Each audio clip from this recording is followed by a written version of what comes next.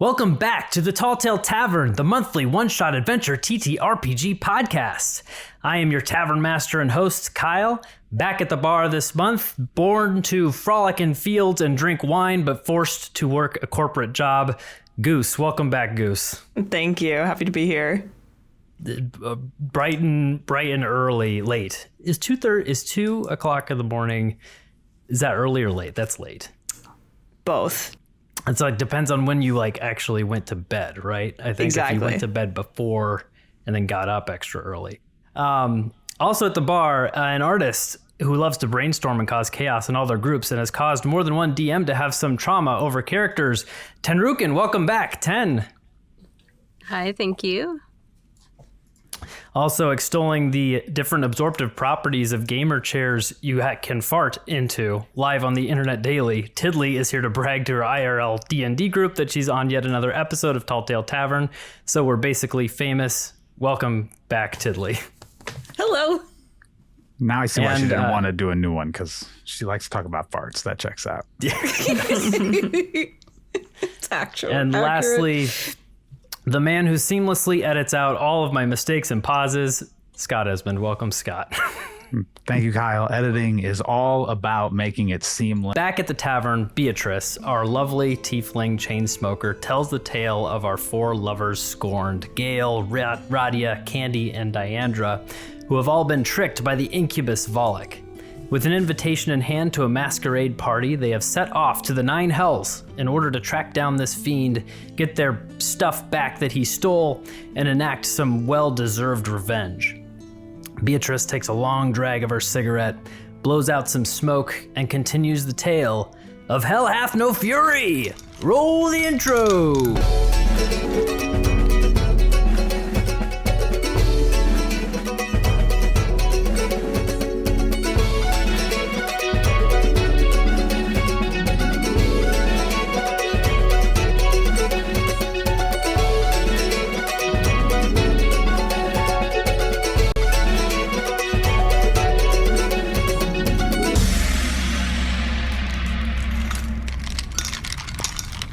Standing on the fiery landscape of Avernus, the first layer of hell, are four women. Diandre, dressed in a black dress with draping chains that slowly drip blood and spreads a flurry of flies when rustled. Gaeyll, with a sleek black dress meant to display an obvious knife holster on the upper thigh, with a single long sleeve containing a hidden knife. Candy, wearing a sparkly dress able to change colors with a twist, trailing faint sparkles behind her, and Radia with a ripped leather jacket, leather pants with subtle flame effects that match her flaming hair. About a half-mile away, you see a large river, a long, thin boat, and a cloaked figure standing at the helm with a large oar, the top of which is smoking. What do you do? How far away did you say it was? A half a mile? About a half mile. A half mile? How tall is this guy? Jeez. Oh, wow. You can tell he's tall from over here. I mean... I do like a tall man, I suppose. At your feet are the disgusting masses of the lemures that you have just slain and dodged out of most of the disgusting, gross flesh and blood that they had sprayed everywhere. Are they lootable? Can we loot them? You are welcome to look inside these things. I mean, in my opinion, they are loot. Can I just kind of scoop them into my bag? That's what you're gonna do.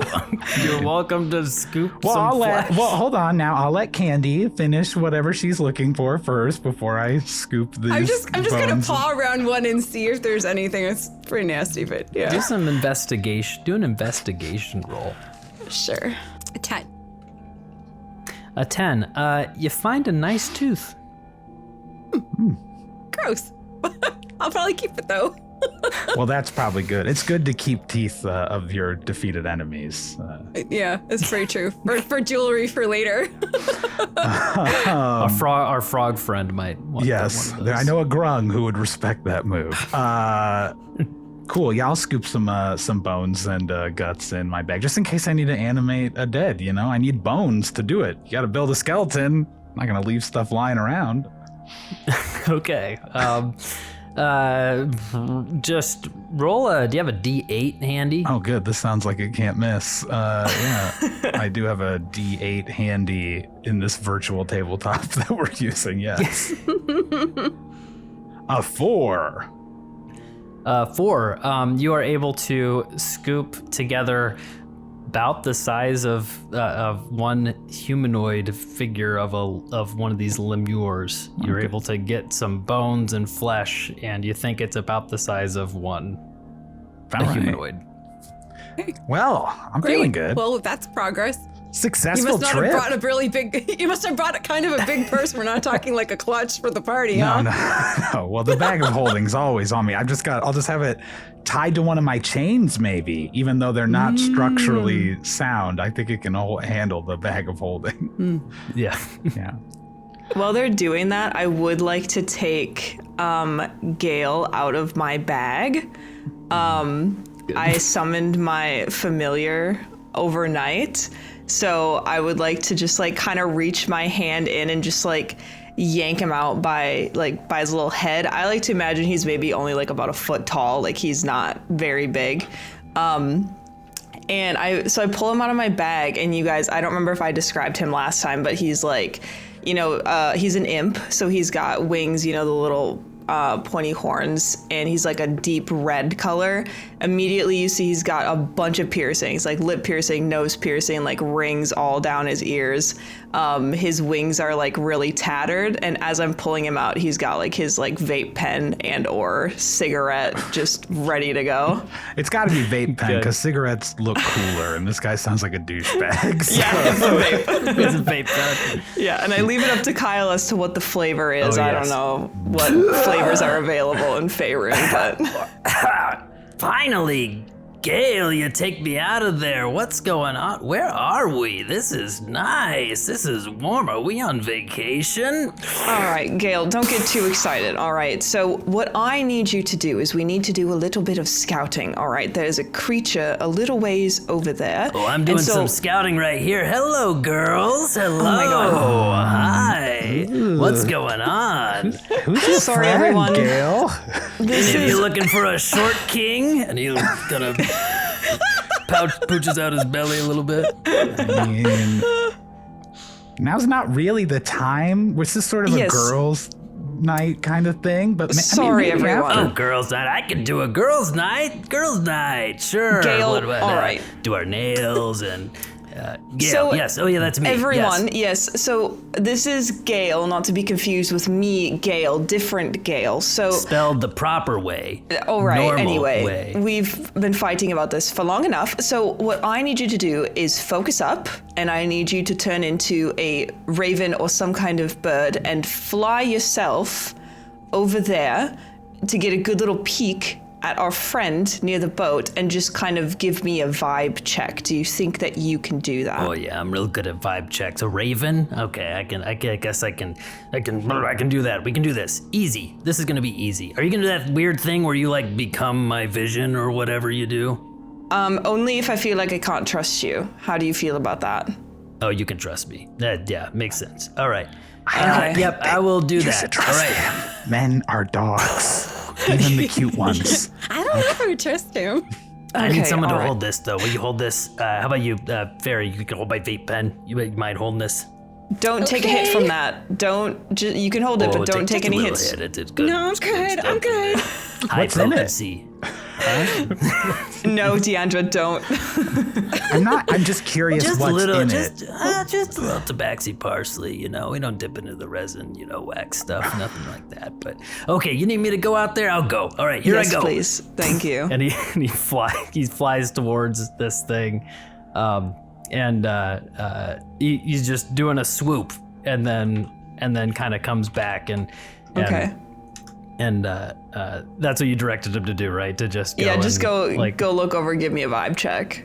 Okay. I won't peer into his vision. I'll see how he brings me this information first, but Okay. You see him fly, and then the thing like looks in his direction, and he looks and he flaps his wings like really fast and like books it back and like just comes back and that was that guy, he's got a look. That's not good. I don't know. He's scary. Very scary. Bad vibe. Bad? Yeah. Just scary? I don't know. He just gave me a look. Scary how? But I am. This is. I don't know. And I'm just gonna. Can I go back? Can I just like stand? You want to go back in the bag? Fine. Yeah. I don't need to go back in the bag. Just like behind you guys for a minute. You know. All right. Fine. You can sit on the bag. I won't put you back in it yet, but just sit. All right. Yeah. I'll be here. I'll be here. Okay. See, I'm not the only one who keeps friends in their bags, so it's fine. Yes, but mine is alive, so it makes it a little different. They prefer living impaired, alive, and dead. Those are kind of cruel words to just throw around. Sorry, I shouldn't have used the binary. Yeah, okay. Like, there's a middle ground there. All right. There's something there, yeah. Okay. You know what? You know, it wasn't that scary. It wasn't that scary. I wasn't scared. Did I look scared? That was a performance. I was just joking. It wasn't scary at all. I think you should make a performance check. A performance check? You're telling the DM to make a performance I'm telling the DM. Yeah, I think so too. I'll make a performance check for him. That's funny. I don't know. Where's He has a +2 to charisma, if that helps. Oh, there that we does actually very much help because I was about to pull up a stat block for this guy. He rolls a 20. You're pretty convinced that Okay. you're decently convinced that he's not afraid anymore. I knew somebody tough looking like you wouldn't be afraid, so that makes sense. Yeah, All right, let's not inflate that ego of his. I ain't afraid. So where's my vape pen? Can I have it? I always pick the wrong ones. You're right. Stay away from him. Well, then he says it seems safe, so I think we should probably just go up there, right, guys? I mean, it'll be fine. Sounds good to me. we have an invitation. We have an invitation, you know. and the four of us, we can deal with anything. I'm feeling a lot of empowerment right now with us. I'm with you. Let's go, D. Candy? Yeah, I think we'll make our way. Normally we don't, Yes. see totally eye to eye, but I love the way you just got in there on those guts with those monsters. You know, I put my hands in worse things, you know? As you approach the River Styx, a putrid odor hits you in the face. You see the river, its color is a deep red resembling a dark wine. It appears greasy and foul with bubbles appearing on its slowly flowing waters. On the side of the river is this small boat and this figure standing there. And as you approach, you are approaching, he's not looking to you. He's got a kind of like a big cowl over his head. Yoo-hoo! Over here. Is this the way to get to the ball, the masquerade ball? He looks in your direction sharply, and you see this like skull-like face, but eyes, like real eyeballs set inside of these empty socket skull holes on his face. And you look at it and you feel afraid. Everybody make a wisdom saving throw. 13 for me. I got a 7. I got a 10. I also got a 10. Oh, nice. Well, 13 is the DC, so Candy, you are not afraid. Everyone else is not frightened afraid. for 1 minute. But do I like it? Am I frightened, but I kind of like it? Up to your aroused. interpretation. All right, good. So everybody is frightened, but Candy. That means we can't you all get are closer standing to there. him, right? Okay, but And I it's have for one- counter charm. So since I'm not frightened, can I do counter charm, which means that they could roll again and have advantage on their saving throw, or is that not possible? You can roll. You could. Is that an ability? Is that It's a an once a day action. ability? It's an action. Oh, nice. Just like a. Yeah. Like So not basically, I a perform limited until ability? I perform, and then Oh. while I'm performing, any friendly creature within 30 feet gets an advantage on saving throws against being Yes, frightened. absolutely. Okay. Yes. What is do your that. performance? Yeah. Please Yeah. tell me.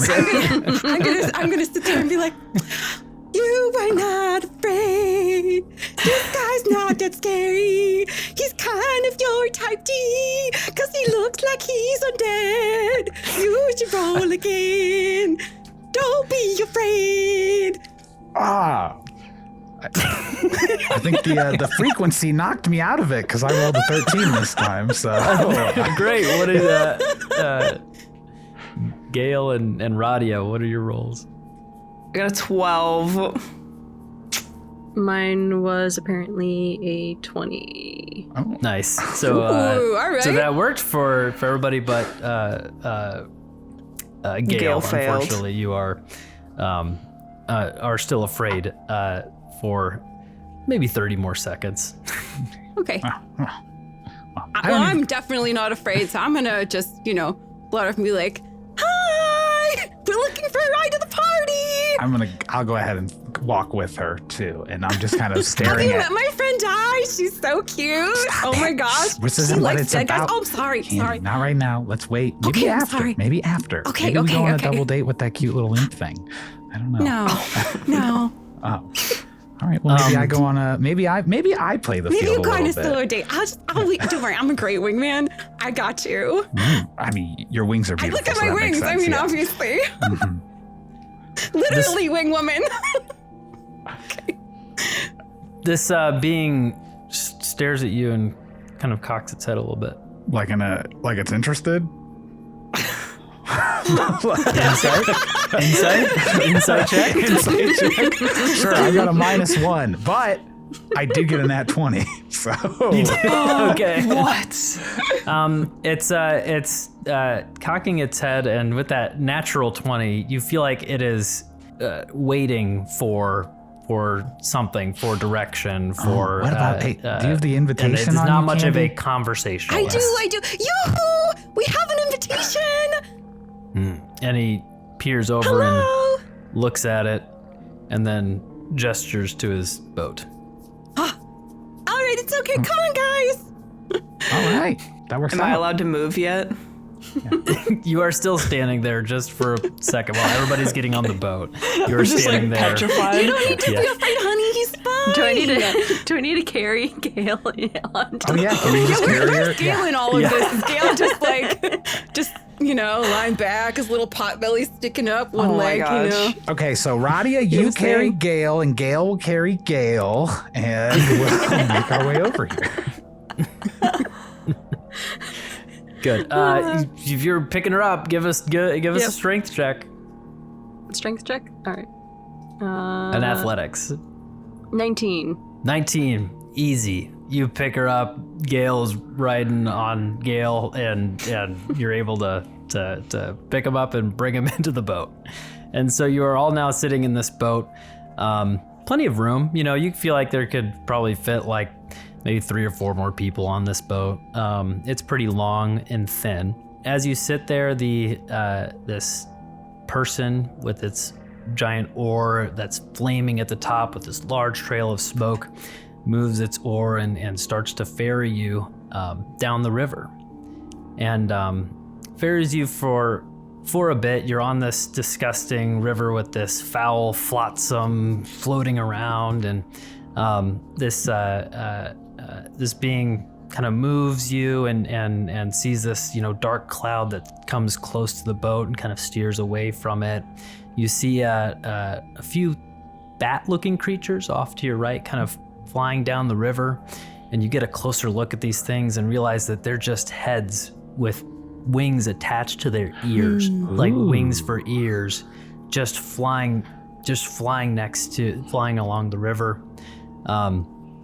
This being just keeps going down the river, and very soon you start to see a large obsidian fortress that's built on the side of the river.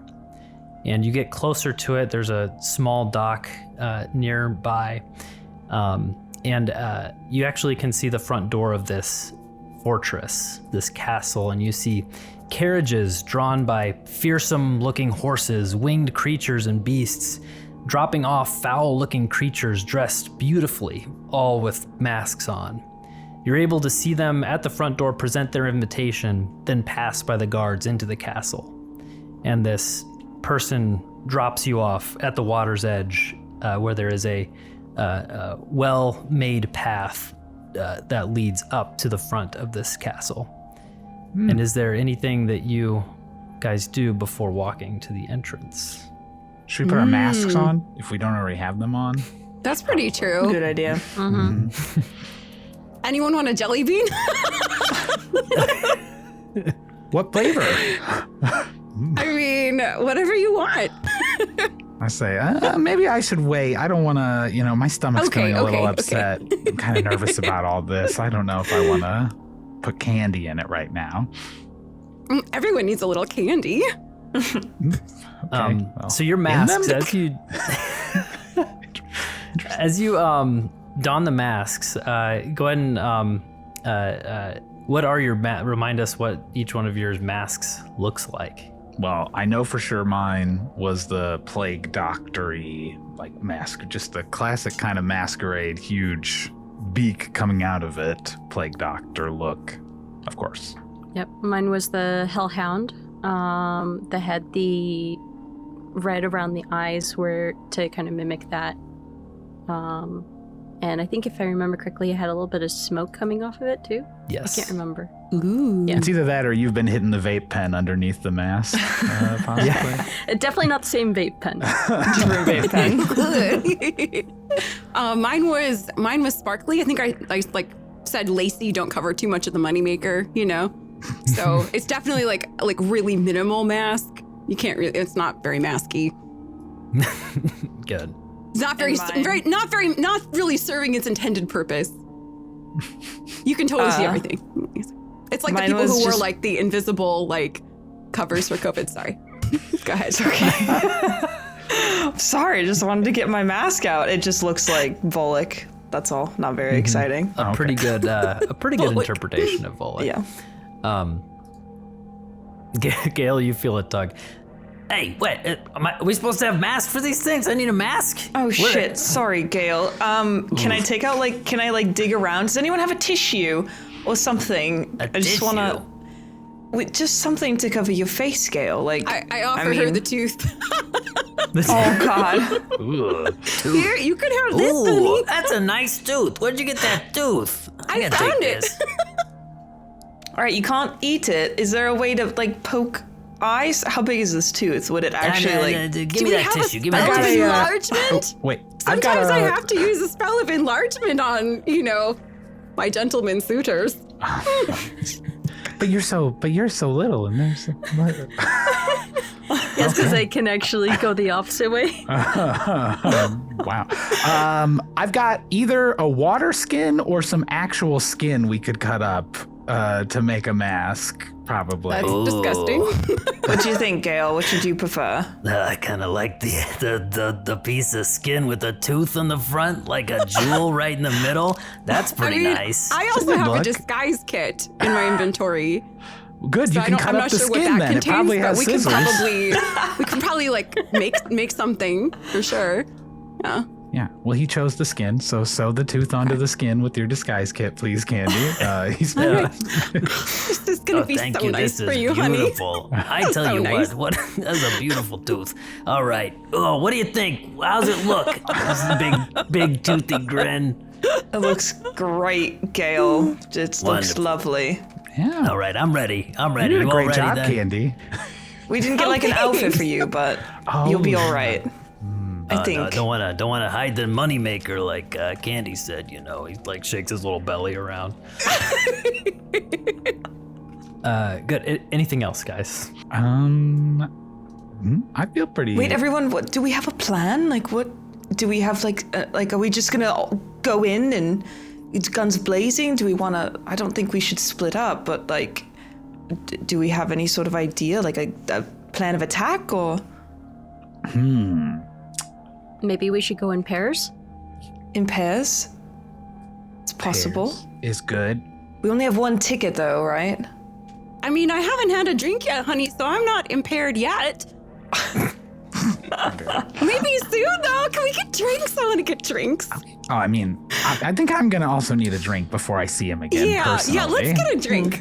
I think we probably want to go in and maybe ask around a little bit about his sort of how liked he is, because I found in the past, if you go into a place and you start killing somebody and there's a large crowd, if they don't know the story and they are on his side, it can kind of get out of hand.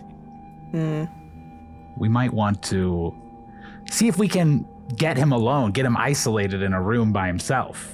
If we can do that. All right. Yeah. Does anybody have, I guess, any way to try to fool him into doing that? I mean, we could always just pretend we're very interested and want to fling right there and there.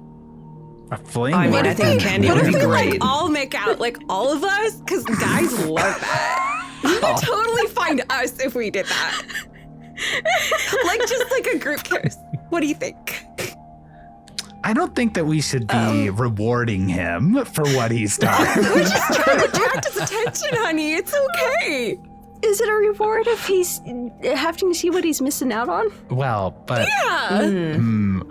I don't know if he'll think of it that way. I don't know. It's not a bad idea, though. Thanks. Let me think about it a little longer. You see, the guests have there was like a trail of carriages. It seems like the last guest in line is kind of getting into the castle. Feels like there's some noise coming from the front door. Feels like the party is kind of getting going inside. Well, okay. Does anybody know anything about him that might help us get him isolated beyond the kiss? Because that's going to draw everybody's attention toward us. I think maybe as well. Could that help? I know that for instance, I know Volik loves art. Maybe there's a nice painting in there. I just found this beautiful painting. He can come and look at it. I mean, I'm like a work of art. I could just go in and, Okay, well, Candy, maybe we should just send you to go talk to him, Candy. At least Candy has confidence in spades. That's true. Yeah. And I would also like to add that he's a very, very good dancer. So we could always just try to, get him one-on-one and whisk him away somewhere, if the art delusion doesn't really work. Because he won't recognize us in the mask, so if you can start dancing with him, then... All right, we could try something like that, lead, or if anybody has a way to hold person or something like that on him to stop him from getting away once we're dancing, I mean, we still have to figure out which one he is. Right, he will be wearing a mask as well. So maybe what we should do is go in and figure out who he is first. Okay, figure out who he is and then reconvene? Yeah. Okay. All right. I like it. I like this plan.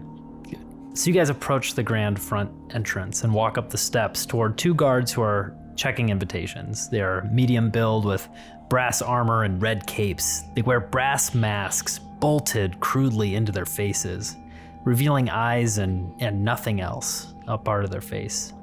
Their masks are ordained with a halo wrapping around the forehead, and beneath the eye holes are black stains trailing down. On their chin is a single Roman numeral. They hold halberds in one hand, and with the other hold out a hand, seemingly waiting for the invitation. Candy. Well, Candy, I think you're up. Hi, guys! Look, we have an invitation! He takes How's it the going? invitation and does not respond and nods and beckons you into or holds a hand out so that you can enter into the castle. A lot of strong silent types hanging out in the hells. You enter into a grand, ornate ballroom. The walls on either side have large, beautiful stained glass windows with a faint red glow shining through. The windows depict horrific scenes, one of a human's head being bitten by a large demonic figure, another a half-orc suffering in a desert, half immersed in boiling pitch, and another of a dwarf being chased by hounds. In the center of this large room is a dance floor surrounded by large pillars, and the ceiling above the dance floor is a high glass domed ceiling, depicting the ever-starless night above. At the end of the dance floor are four musicians sitting at stringed instruments playing soft classical music.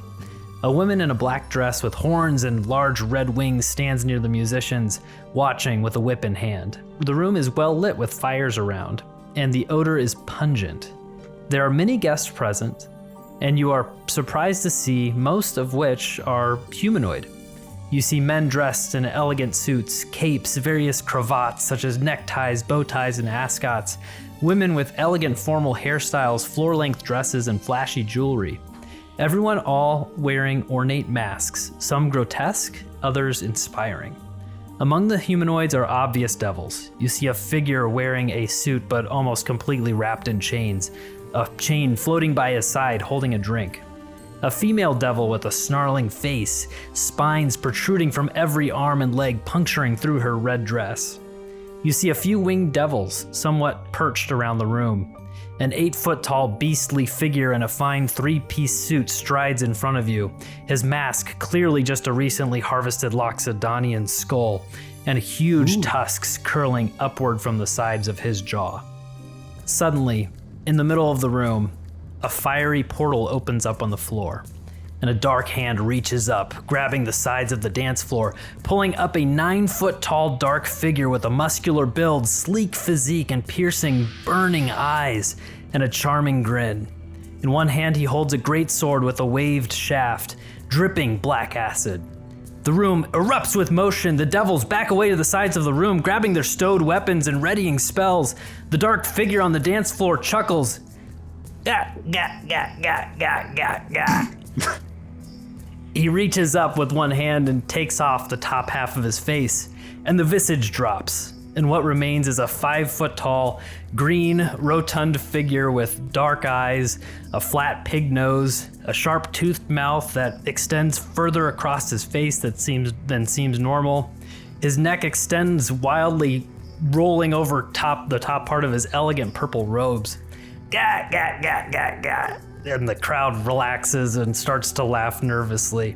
I'm sorry, I couldn't resist. Gah, gah, gah, gah. Have I ever told you the story of how I tricked the demon lord? I was visiting Dis and the poor bloke had just found a way to portal into hell. He continues to tell a story about making a fool of the demon named Grazist and tricking him back into the abyss, banishing him from the 9 hells. He tells this story with much inflection and elaboration, as if well practiced and rehearsed. Looking around at the patrons, it seems like this is a story he has told many times. He finishes the story and gets hesitated applause. Well, anyways, welcome devils, one and all, to my castle. I hope everyone has a hellish night. We have delicious food and drink, courtesy of Chef Chiaco, and he gestures over to a long table at the side of the left wall. Our main course is being served in the lounge room just adjacent to the food table. Make sure you get a bite while it's warm. And you hear a high-pitched scream from that direction. Ah! Axchisolot smiles his wide, toothy grin, and many of the devils in the room murmur with excitement. Otherwise, I look forward to trying to identify all of you.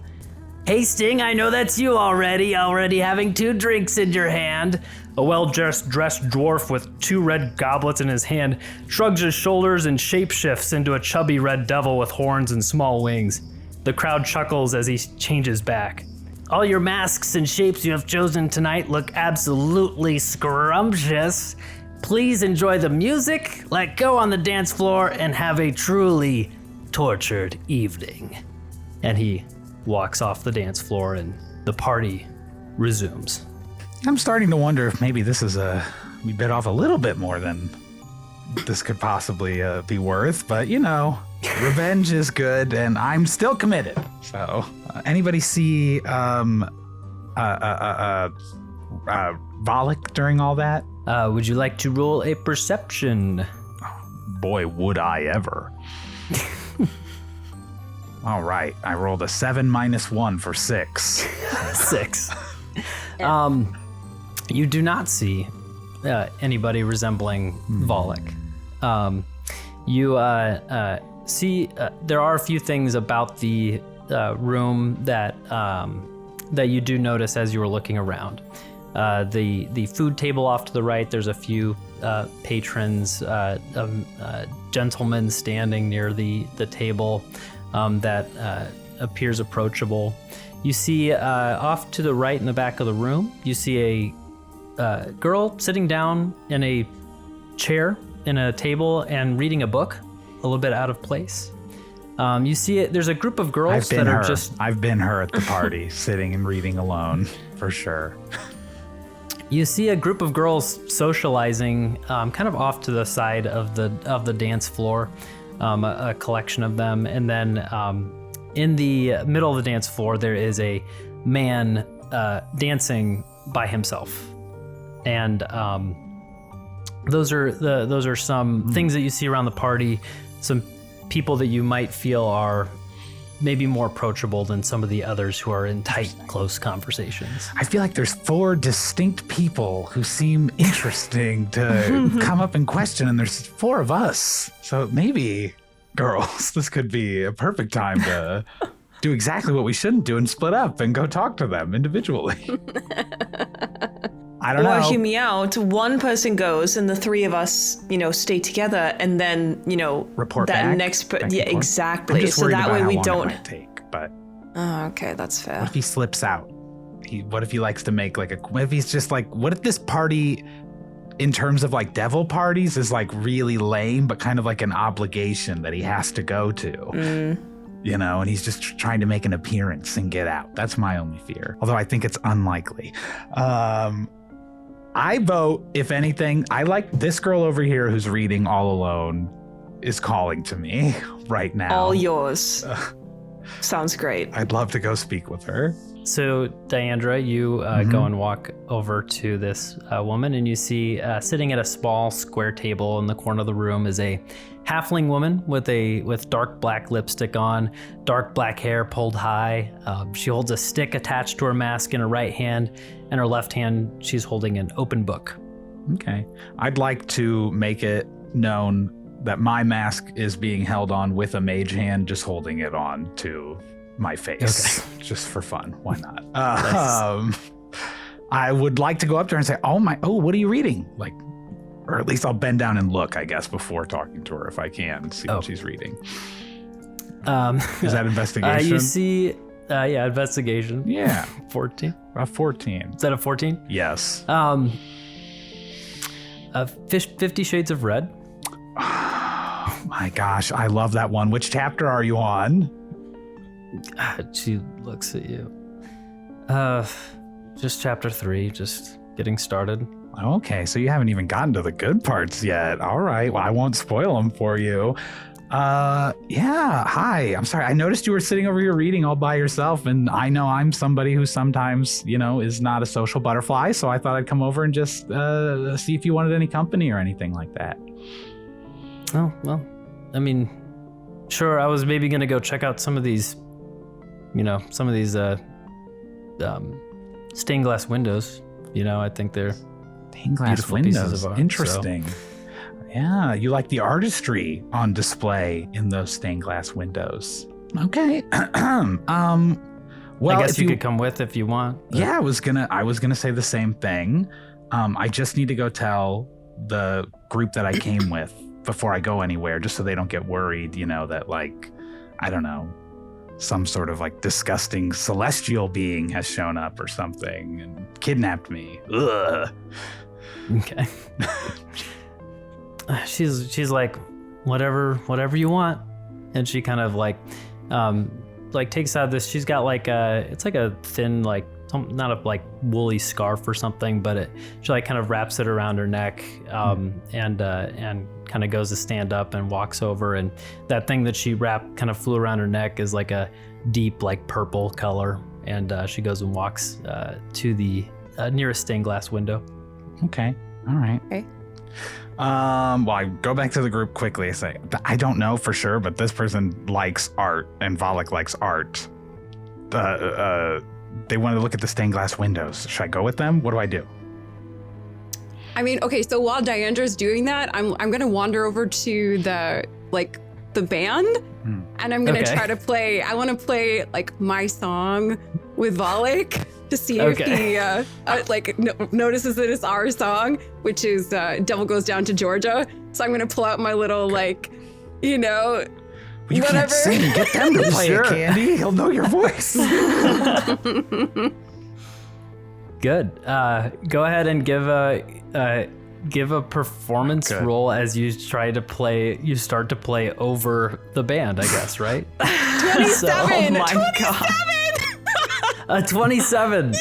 Oh my. Amazing. Okay. Wow. So you start playing, and the musicians playing their like stringed instruments look like scared as they're like watching you play, and they're like trembling, and they look at this woman with this whip standing next to them, and she watches you and you start playing, and she like puts her hand out to them and says it, kind of like allowing them to stop as you play your song. As you play this song, you get attention of a lot of people in the crowd. There are 4 specific people that seem to take notice, and that you look and see are kind of watching with more intent. Which 4? You see a human male wearing a black suit with black embroidered trim and a black mask that covers the right side of his face. You see an elf wearing a red suit with a black lapel, a large white cravat, and wearing black big sunglasses. There's a bugbear wearing a white suit with a white cape, the white feathered mask, sporting a cane with a large gold handle, and a dwarf wearing a black double-breasted vest with large ruby jeweled buttons and a red mask that extends down the sides of his face, showing a mustache and a long braided beard. And those are the 4 that are kind of, taking extra notice. Okay, human, an elf, a bugbear, and a dwarf are all taking notice. Okay, so we jotted those down. Those people all looked. Maybe I can go ask. It doesn't seem like my halfling friend. Yeah, can we talk to your new friend? Like maybe she knows. Maybe she'll know, I don't know. who one of them are. Yeah, okay. Be like, oh my god, these 4 guys are so cute. Yeah, okay, that'll work. Yeah, I go over there. Okay. I come back over and they're looking at, hi, oh, it's me again. Hi, sorry, had to tell my group to make sure you weren't going to roofie me. Oh my gosh. To that girl? Yeah, to the girl? to the girl. Yeah, I come back to the halfling. Yeah. Oh my gosh, did you see that girl playing that song? That was crazy, right? And she like kind of shrugs. Yeah, it was nice. Yeah. Are you feeling okay? Are you kind of feeling down right now? Because I did notice you were all by yourself and you seem a little glum, and I've been kind of actually glum myself lately because I've been going through some relationship issues. Can I just have a charisma check to see if you're vibing with this girl, if she's kind of vibing? That's a good idea. Just flat charisma, I guess. Yeah, just give me charisma. Charisma. A 20. A 20. I am the most charismatic I've ever been right now. She's like, okay. So I've been to a lot of these, they're kind of all the same. So I bring my book to kind of entertain myself. All right. I like the art. It's nice to look at. So wow. Some other people like art too. I feel like I could have a long-term love with you in Mistborn or something right now. It's kind of your vibe. You're over here just reading by yourself at the fancy party. It's Ellen. Okay, sorry. You were saying some other people like art? Yeah. Who else? Yeah. Who else likes art? That charisma check was so good. Give me a persuasion roll with advantage. Ooh, okay. Oh, yes. A 19. Nice. Hitting the roll. A 19? Yeah, unbelievably, because I don't have good charisma. You got the Riz tonight, apparently. Diandre's got the Riz. She's Rizzy. She tells you, well, there's a couple of the men were over here earlier.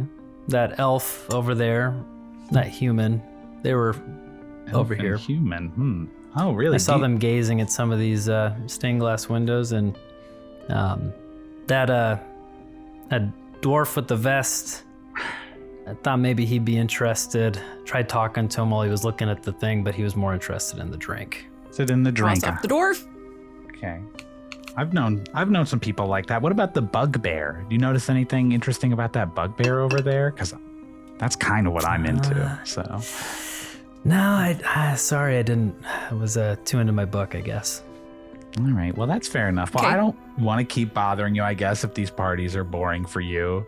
You know, I can leave you with your book. I don't want to be a nuisance or anything like that. I don't want to come on too strong. But if you ever want to hang out or do anything or be best friends, let me know. Okay. Well, my name's Elle. She puts her hand out. All right. I'll shake her hand then, I guess. Awkward. She's a little socially awkward. Well, She's not perfect. the most. I think we're going to get along great. I know. If you're looking for men, I know a really cute imp named Gaeyll. She rolls her eyes. Not at one of these parties. And she goes. She might find him a little too sits down. Mm-hmm. All right. Come back to the group. I've got great news, everybody. My new best friend Elle over here has let me know that it at least is not the dwarf that we saw those people looking at Candy's song. Good idea, Candy. Thanks, sweetie. Maybe next time ask the band though before you start playing. Just No, everyone loves me. It's fine. You are charming. It worked out, right? Yeah. I can't stay mad at her. Yeah, well, I saw a few people looking at her specifically, and I asked my friend about them, and she did say that the human over there and the elf specifically, she noticed, were looking at the window panes, the glass. And I know Maybe that's... Maybe we should go smell them. I mean, I remember he smelled really good. He smelled really good. Okay. I don't know what cologne he used, but very sexy. Interesting. Well, could you... I could just fly around them maybe. And just Do you think that you can do that know? subtly, though? No. Do we want to talk to any of the other people before? Maybe somebody else knows something about it? Here, give me a moment. So I'll take Gaeyll. I don't know if he's out or where he is, but I'll turn to him. Gaeyll, I'm going to need you to, he can become invisible until he attacks, I think, or until his concentration is broken. So, Gaeyll, I need you to do your fun little party trick, and I need you to turn invisible and scout for me, all right? Do you think you can do that? Yeah, you want me to invisible all of me or or everything but my eyes? And he does it. He's just a pair of floating eyes. All right, Gaeyll, that's super hilarious. No, he's need gonna you be to looking be... up everyone's skirt I for know, sure. this guy's a creep. He's slapping ass as he's going He's through gonna the be floating crowd. around just being Focus up. I need you to scan. Remember who we're looking for. I've described what Volik looks to you, or how he looks to you, all right? We are looking for someone whose behavior is similar to his, all right? I need you to look for anyone looking at art or anyone dancing really good, etc., all right? And Or then who you smells report. good. Tell him to smell Or if them. they smell very Ooh, good. smell. I know good smells. I know You what can't smells get good. too, all right, don't get too close to anyone, all right? I don't need another incident that happened last time, all right? You keep your distance, but if you smell something That was a nice... misunderstanding. She did. All right. It was. I was trying to be charming, you know. All right, But well, we have different definitions of charming, all right? So just, those three things. Can you do that? A nice dancer, someone looking at art. I think a nice squeeze to the tush is always a charming move. I always think it's always a good thing. We are in enemy territory right now, Gaeyll, remember? Remember who we work for? We are not really supposed to be here. So- Oh yeah. Of course, Yeah, of course. so- Okay. Yep, I do it. I focus. Oh, Gaeyll, before he goes, wait. Oh, what? I just wanted to get a quick, vibe check. You said you know good smells. Could you just rattle off something you think smells good, just so we can kind of see how that overlaps, maybe? I mean, with... everything kind of smells good right now. This mask you made me is just exquisite. Okay, so maybe cross off smell as his deciding factor. All right. Or let us know who you thought smelled good, and we'll go We'll with stay them. away from We'll them. stay away from them. Yeah. Okay. Okay. All right. Here I go. And he just becomes invisible. All right, I'm so sorry, everyone. We are definitely going to hear about a lawsuit after this, but maybe it will be worth it. We'll see. Maybe we can pin it on Volik. Great idea. All right, so I guess Gayl's off doing that. Whew. Yeah, so sorry, I forgot what his directive was. So what? He's just basic, like, look for anyone that's dancing really well or anyone that's looking at art. I guess I didn't send him after the two people specifically. I figured we might do that, but I can change. I can speak to him telepathically, so I can change. Do you have his perception by chance? His passive is 11. I can send you I'll send you the character sheet really quick, just so you have it. Okay, so he is off somewhere. Who knows? Who knows where where? he is? Yeah. We're How do you rolling know for he'll come perception, back? yes. And what's the deal with you two again? Are you like a thing? Like a Oh God, no. So when I took over my pact with my patron, who shall not be named here, there are certain, benefits, and one of them is you get a familiar, which I thought would be like a cat or a rabbit or a bird or something. And the first time I summoned him, in my mind, thinking it was going to be something cute, and then his scary ass just appeared out of the summoning circle, and he's kind of just been stuck with me ever since. And he didn't tell me his name first. He asked for mine, so I gave it, and then he said that was his name. It was maddening. So but we've it's been spelled playing differently. He made that clear, right? So I mean, it was probably a coincidence. Just a hilarious coincidence, I'm sure, because I know so many imps that are named Gaeyll.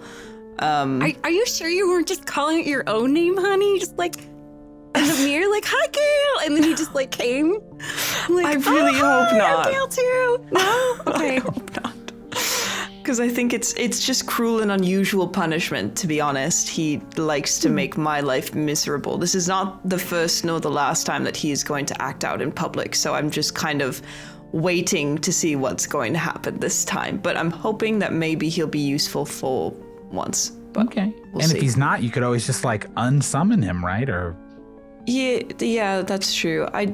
Sometimes you just need a companion. When you girls weren't there, it was a little sad, but I But yes, you're understand right. that. Yes, some people can, need to rely on companionship in non-traditional formats. I can understand that. you have a unique experience and way of relating to how I feel. Exactly. I'm gonna pull Sprinkle out of my like clutch and offer her Sprinkle to smush. That's To smush. Borrows Not that kind of smush. Yeah. Yes. Please don't murder him. cool. Did we want to go? Yeah, toward I think one of them. I think. Well, I don't know. So you have It seems kind of the aggressive. room. You have the guy that's dancing solo in the dance near the dance floor. A few people are joining in. Some couples are dancing, but not like a humongous crowd. And then you have the area with the food and the kind of gentleman standing near it, and the group of girls kind of like socializing together. Those are kind of three Where other are the human areas that elves? look approachable. The ones that like They're- were paying attention to the performance. They are moseying around, having conversations with people, kind of tight conversations. None of them look especially like, waiting, to be talked to or anything like that. And the guy by the food area, what food is he specifically picking up? Give me a perception roll, or perception or investigation, either one. You're kind of far away, so either whichever one's better. Same thing. Oh, that's bad. 4. I got a 4. 4. So you can see that he is standing near the desserts table, is what you can see. Ooh. And he's wearing a top hat. That's kind of all you Well, see. At this I know that Volik likes sweets, so I mean, I didn't know everything about him, but I know he genuinely loved me and loved candy, like actual candy. So that guy might be our guy. I don't know. Okay. I just feel like you're kind of still projecting the energy that you might be trying to win him back, Candy. It's just a little bit. When you say positivity, D. You gotta stay positive. I'm sure you're positive for a lot, but let's. Oh, okay. Wow. I mean, I am promiscuous. Maybe but you know wow. what you should do, Candy? If that guy likes sweets, maybe you should offer him a jelly bean. Oh, that's a great idea. I'll do it. I'm gonna go fly over and you know, Okay, why don't you go the take guy it? by the table and ask him if he wants a jelly bean. So you approach the food table where all this food is served. You see a wide swath of various foods. The first table has piles of various uncooked meats, a bowl of eyeballs, a large pasta bowl of dark noodles that are slightly squirming. The next table is filled with cupcakes, cookies decorated with sugar, frosting, some fried delectables, and beautiful cakes. Just beyond the dessert table are two enormously rotund, pale guests. One bald with a large green suit on, the other wearing a silver sequin dress, long stringy hair on top of her head. A few imp workers walk out rolling large bins filled to the brim with fried foods and desserts, placing them in front of the two massive guests, who dive headfirst into consuming the pile of food as quickly and as grotesquely as possible. Standing in front of the dessert table is a man in a black three-piece suit, a mask, where one of the eyes clearly has a monocle lens attached, and a top hat, inspecting the desserts. His neck and arms are wrapped in chains, and one chain floats next to him, holding a drink. Oh, want to try a jelly bean, honey? They're really good. Oh, no, thank you. I don't partake in the sweets. Oh, but you're right by the dessert table. Oh, no, I just like how it makes me feel to just look at them. Ugh, it's disgusting. Well, that's a really sad way to live. Sad. It's wonderful. It's absolutely delightful to just feel that nauseous feeling in your gut. Beautiful. And he has to pull the chains away from his mouth sometimes to actually be able to pronounce some of the words as these chains are just wrapped around his face. All right. Well, that was nice to meet you, Tata. I'm float away. Wonderful. I know it's not the guy, so I'm gonna go back and report back to the group. I'm I don't think that's him. I don't think that's Volik. Did you ask him if he maybe knew Volik or if he recognized recognized those other guys? Try again, honey. You want me to go back? Yeah, sure. I guess if you guys hit it back. Hi again. Hi. I'm looking for Wonderful. I'm looking for my ex. He's a really, really great guy, but unfortunately he also took something really important to me, and I'm trying to get it back. And all of my girlfriends, they want to kind of also kick him in the nuts. I mean, he's a demon, so I don't know what he has really because he transforms. But do you know him? His name is Volik, I think. Volik. The Incubus, Volik. Yeah, that's the guy. Oh no, I know of him. Is he at the? Is he at the party? Yeah, I think so. I mean, we did kind of pilfer his invitation, so I mean, I'm hoping he can just get in because it's his place. But I don't. So you don't know him? Do you know someone who he hangs out with? Maybe somebody here who might know who he is. He kind of turns and looks. And he turns back. I'm not really sure who anybody is at the party. Oh. Okay, well, you're not very helpful at all. Oh, yes. Sorry, I apologize. Okay. For not being helpful. It's okay. Well, you're useless, so I'll see you later. Bye. Nothing, guys. I'm sorry. I tried, though. This guy is really boring. I'm sure you interrogated him very effectively. So very effectively. I have to say, Di, he really has kind of matched your outfit, though. You guys should have definitely messaged before this party, the whole chain thing. I mean, it's so 2023. Wow. Yeah, but I don't know if I want to get with somebody who's so much my vibe, though. You know, that's what I'm saying is you should tell him he needs to change his outfit. Come that's on. what you're saying. Yeah. Yeah. Well, what a jerk. I suppose, but I mean, we are kind of crashing, so I don't know if I can necessarily get upset that he's wearing the same thing as me because he was So invited. you're saying it doesn't rattle your chains? Okay, sorry, bad joke. Okay, anyway, girls, I have an idea. So what I'm thinking is there's this guy on the dance floor that's dancing by himself, right? That doesn't really matter. So what I'm thinking is I used to dance a little bit with Volik back in the day.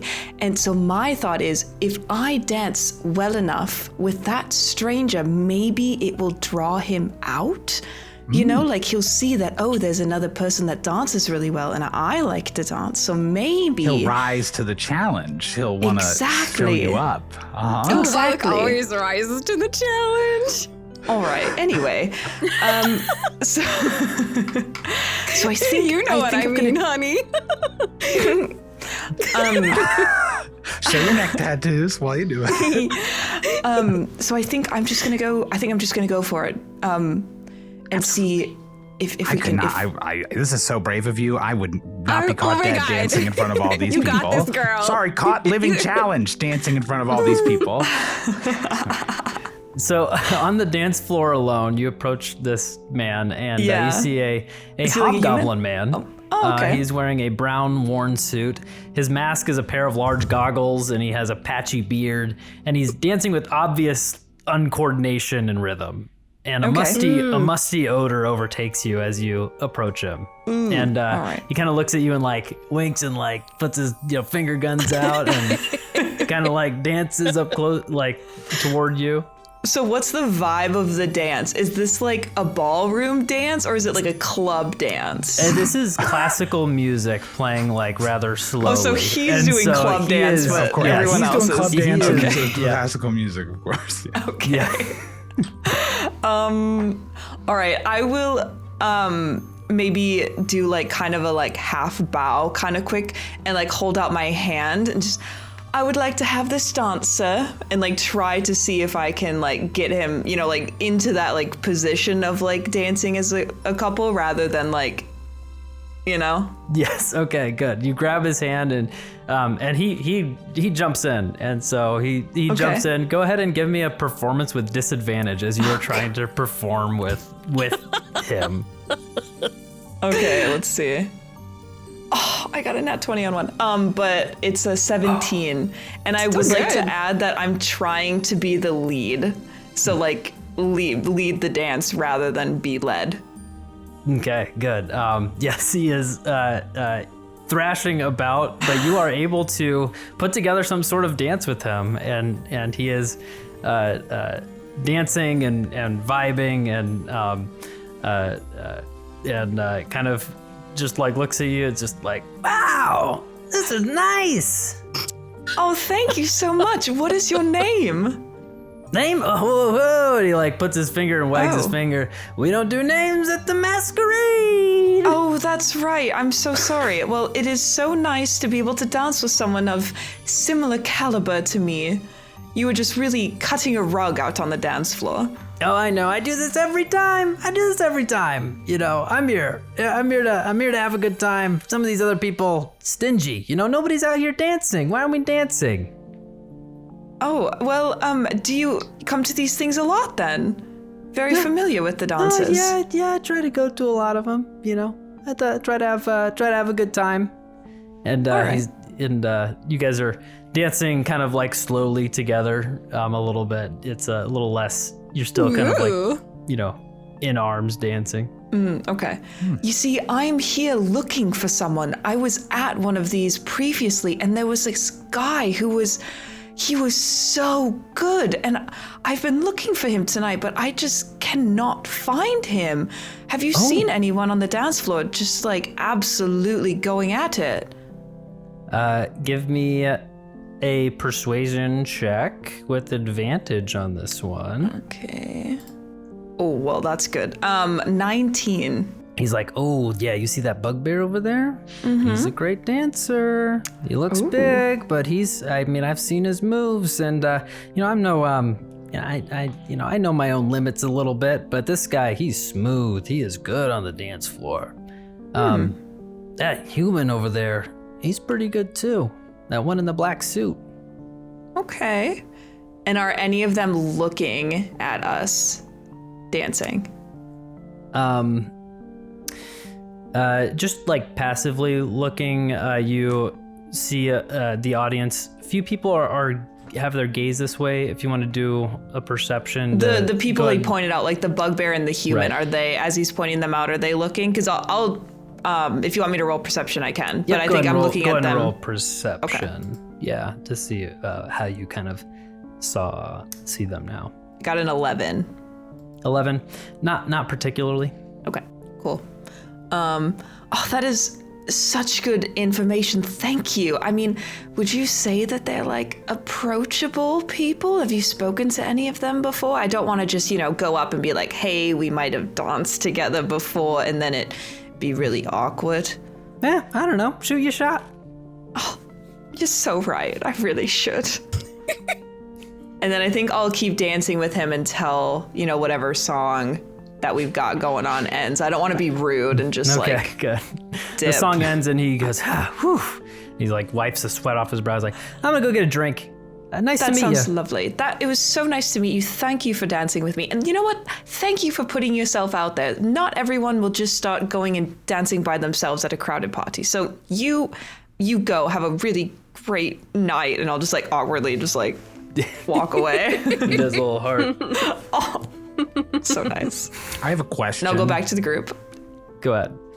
2 questions. One is, if I do mind spite or mind sliver on somebody, do they know that I'm the one who did it to them? It doesn't say anything. I think if you're in a large part, like just generally in spell casting, like spells are obvious to cast. Yeah, and this I don't know about only mind has spike verbal specifically. components to it.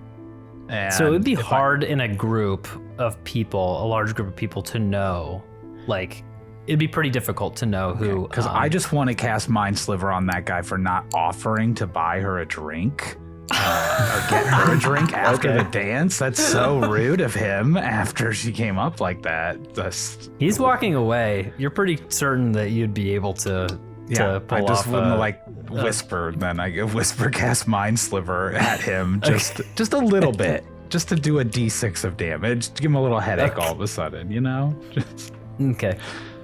Yeah, he's walking away, and you see is there a save or anything? Or It is it an a tackle? intelligence save, a 15 Okay, it's intelligence a intelligence save. Just so rude. She's a perfectly viable, lovely woman. How dare he? Maybe he's married. I don't know. I don't want to assume. Did you see a ring when you were dancing? He's Sorry. walking away, jiving, and then you see his hand go up to his, ooh, and then he tries to like turn it into a dance move, and then he kind of keeps walking. Okay, never mind. She dodged a bullet. Ew.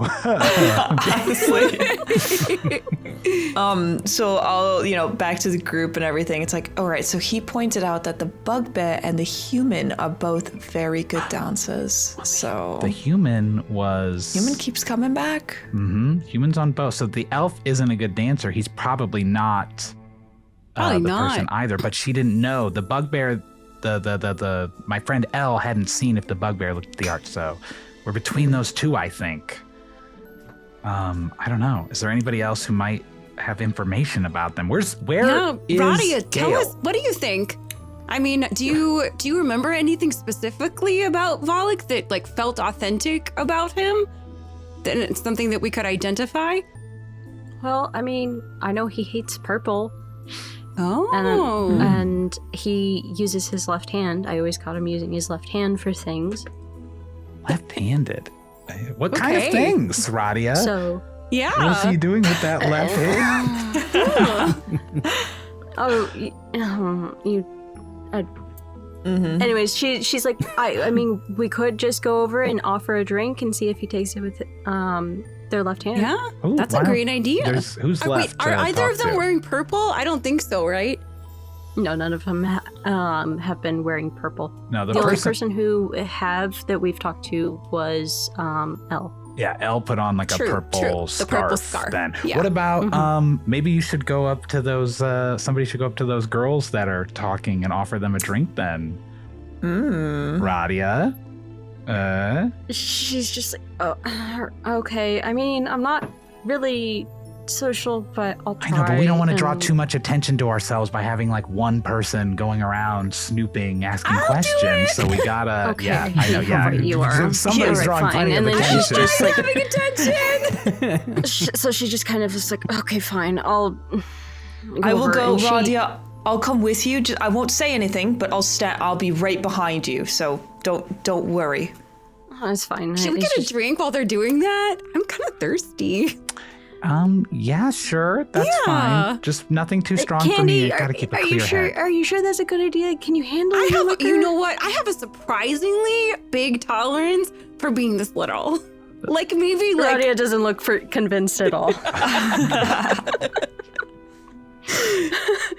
But she's like, okay, you guys watch Candy, please. Make sure she doesn't float off somewhere, and get too drunk. Radia will go over to the table, try and get some drinks. Okay.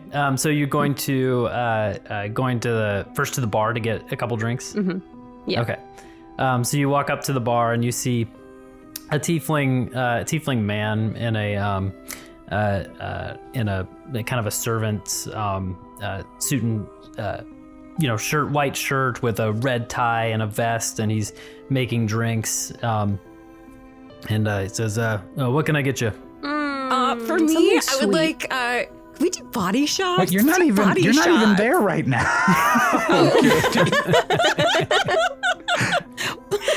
Candy just suddenly appears. Yeah. Somebody mentioned drinks. Hello? We're supposed to be watching you while Radia is going to get drinks sorry. for the girls. Okay. Hey, get back here, Candy! But I don't call her that, of course. Radia will be like, yeah, you got something that's kind of sweet, kind of soothing. Sweet. Well, I got any sorts of fruit juices, liquor, like vodka, like a vodka cranberry. That's a pretty why not? common one. All right, you blood or no blood? Nah. Actually, give me one of each. One of each? All right. And so he mixes up and there gives you a vodka cranberry and then a vodka cranberry that is noticeably darker and red. and much more red and has a iron smell to it as he hands it to you. All right, and she'll take both of them and be like, thank you. And, go off. She's going to go to back to the girls and be like, all right, so I have drinks. Candy, good idea on the sweet. Which should I go to? The bugbear or the human? Oh, well, that's a good question. I guess you could just go up. Which one looks like they'd like blood more? A bugbear or a human? Probably the bugbear. Okay, so maybe go to them first, because we know the least about them, the bugbear, right? We already know the human meets two of the three. If the bugbear uses his right hand, then we'll know for sure it's probably the human without even having to risk interacting with him and having him seduce us or something, with his charms. Oh, but can I be seduced? Easily, I think, Candy. Candy, I think you already had that down pat. Okay. Radia will be like, all right, okay, I'll be back, and she'll go off to the bugbear. Okay. As you're walking to the bugbear, Gaeyll kind of like whispers in your ear, hey, I found something. What? Wait, who's he whispering to? Oh yeah, who's he talking to? To Gaeyll. To me, okay. Gayl's talking to Gaeyll. Okay. Yep. Yes, Gayl's talking Classic. to Gaeyll. I found something. They got a table full of stuff like donuts and cupcakes. It looks delicious. All right. So Gaeyll, where does that fall into the three things that I told you to look out for? Oh, sorry, I forgot about those, but I did find the sugar, the good stuff. All right, I can also look for the other things, but I rolled really low on perception check, so I didn't find anything. I just found the sugar. Did you bring back a donut at least? No. I mean, I think you should send him back to get donuts for everybody at this point. I'll do that. No, okay, stop it. No. He's invisible right now. If he picks up those donuts, he will not be. No. No donuts. No. Gaeyll, I want you to repeat back to me the 3 things I told you to look for. Donuts. Right. Not donuts. Well, donuts was the first thing. I No. remember Yeah, that. donuts. The second thing was Volik. Look for Volik. Sort He of, is kind yes. of a donut also. You know what I mean? What? No, no. I think so. that never. Candy's the one who was cream filled. Oh no! Failed. Oh my. Gaeyll, I need you to look for Diandre used to someone. remain a little more musty. No donuts. We're nothing like that. You're looking for someone who is dancing, who is looking at art, or someone who smells good, or in your case, someone who smells bad. Tell him to add that also using their left hand. Oh, and if anyone is using their left hand, do you know your lefts from your rights? Oh yeah. Look, I do this. He's invisible. You don't see anything, but Oh, okay, but yeah, I do this finger trick there. Yeah, the one this that's one? the L is the left. Yeah. okay, all right. So yeah, with the one with the L is what you're looking for. That side. I'll give you another 10 minutes, and then come back. All right, just do another little swoop around and see what you can see. All right, I'll do another swoop. I got it. Okay, I can okay. swoop. I'm really good at swooping. All right, here we go. And he goes. Okay. Radia, you walk up to the bugbear. Bugbear is wearing a white suit. He's wearing this white cape behind him and this white feathered mask. And he has this cane in hand that has a large gold handle on it. And he's kind of faced away from you in a conversation with somebody. Who's he in conversation with? He is in conversation with a woman. She is wearing a dress that looks like an open jaw that splits down her middle, so the teeth tastefully cover her chest, and it goes up from there.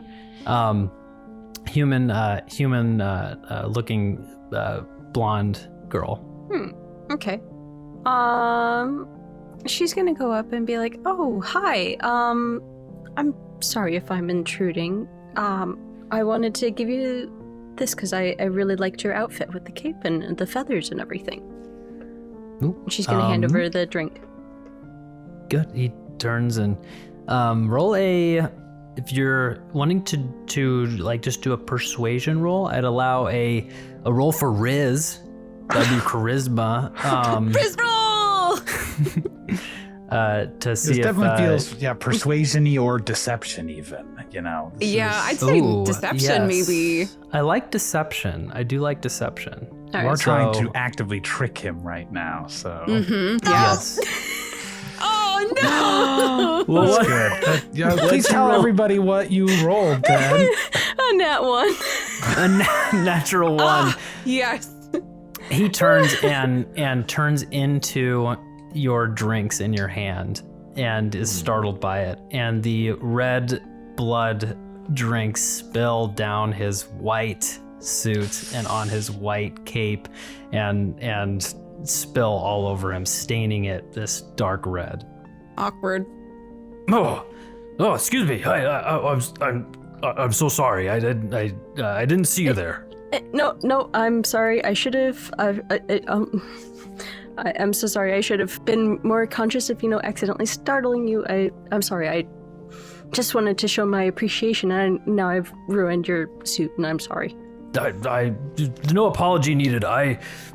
This form is a bit larger than I'm used to, and so I'm still, getting used to how it looks and how it feels. So my mistake for turning into you. Can I offer you another drink? She holds out the other one. Well, I mean, I have one, but you're welcome to share it with me, I guess. Oh, I wouldn't take your drink from you. No, but would happily. Was it you had two drinks in your hand? Was it? Well, I had thought I might share one with you, if you were so interested. Oh, well, that's very pleasant. He says, "Well, what are you drinking? I could go get a drink, or was this one for me, or was this one for you?" Well, I mean, I had gotten a vodka with cranberry, and I wasn't sure, but I thought maybe, a little bit of blood to make it a little bit more luxurious looking.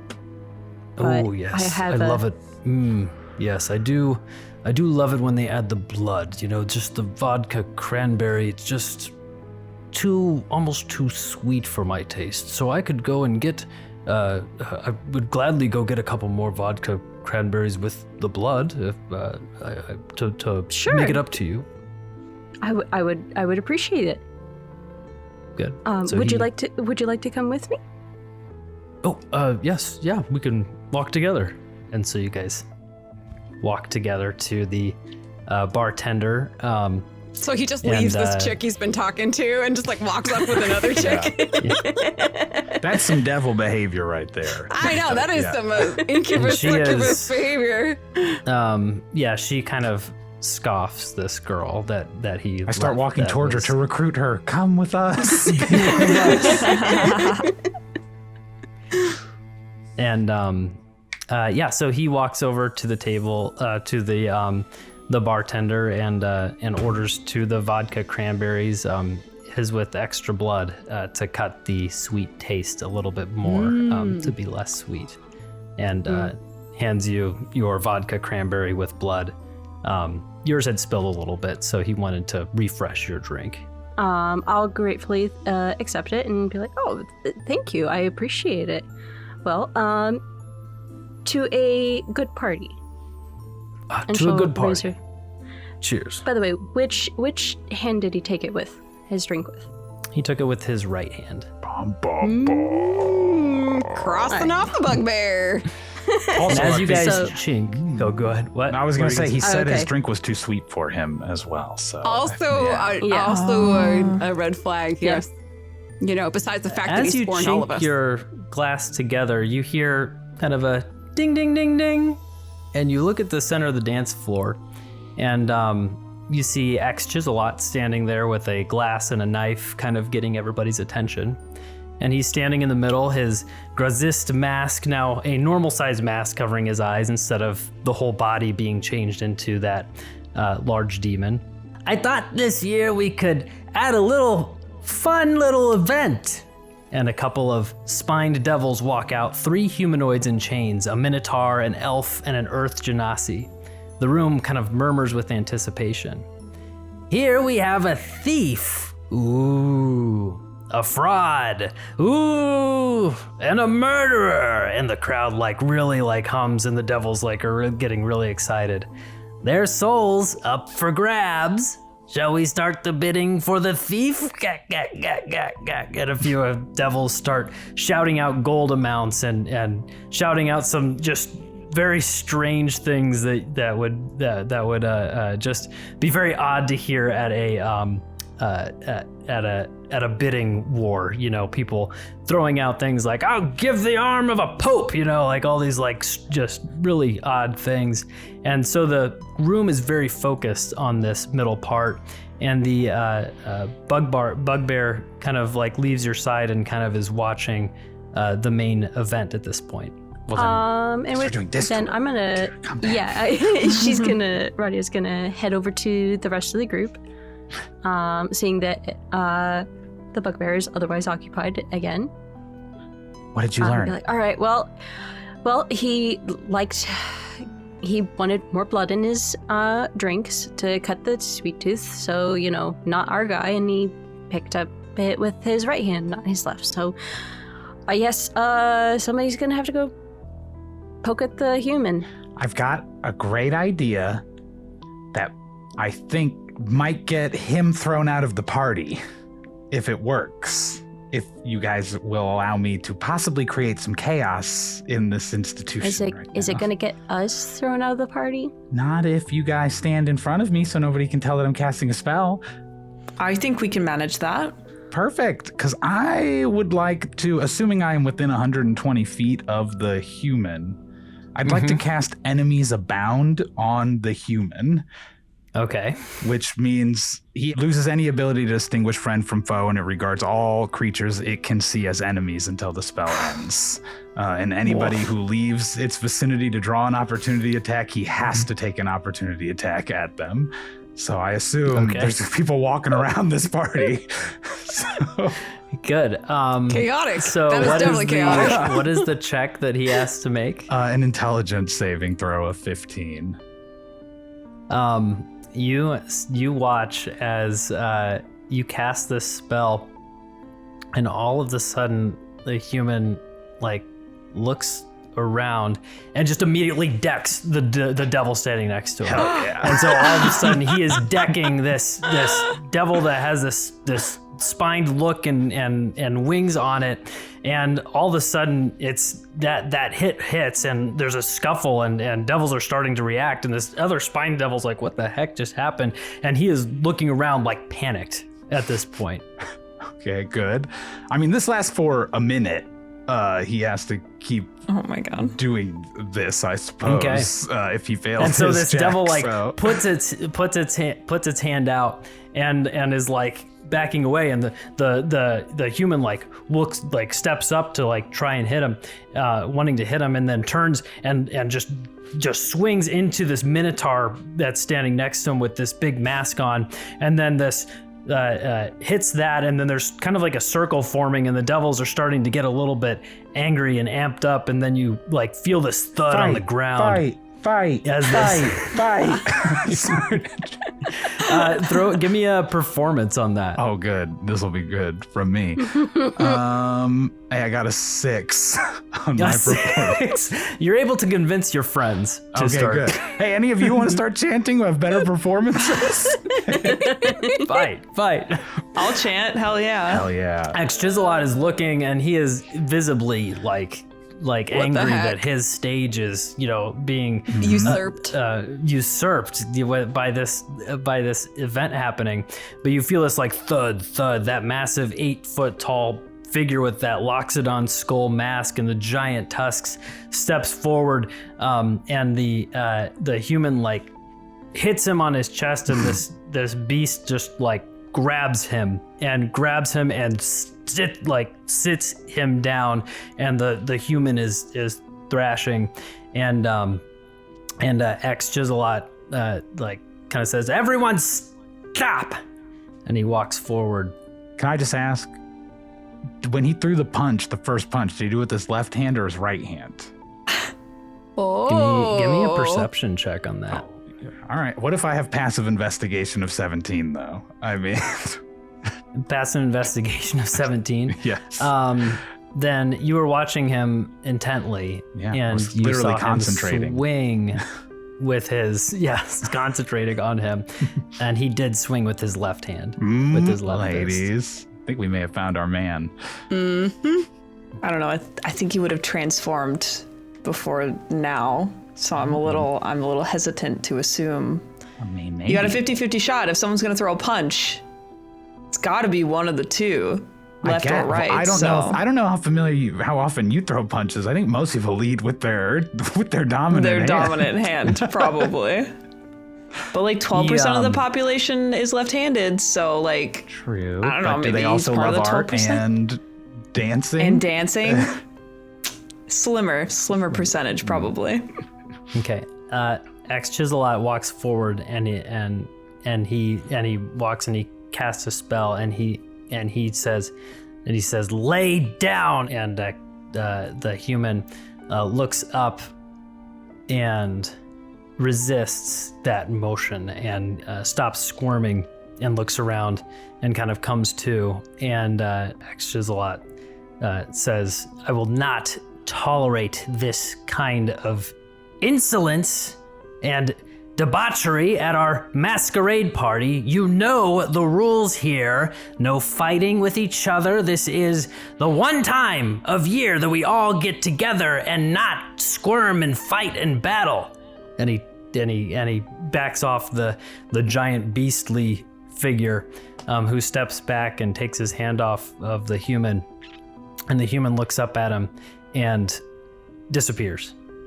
And then he like puts his hand up, and everybody's like, whatever. Just ignore him. He's probably gone. And then the crowd kind of disperses, and a little bit of an anticlimactic feeling to what just happened. The human was able to just kind of go away. Did his disappearing look similar to the imp going invisible, or more similar to when we have previously seen Volik disappear? It looked, with that passive investigation of you just watching, it looked identical to when Volik did it before. There's your smoking gun. But now but where what do we is he, do? though? Yeah, it I may have been a mean, mistake. Now He I gave him. just disappeared. How are we supposed to find him now? Feels just like the first time. Everybody roll a active perception, as you were looking and saying, where did he go? 17. I got a 10. I got a 16. A 1 for Diandre. There's some movement. Diandre, your eye catches the bugbear heading up a staircase nearby.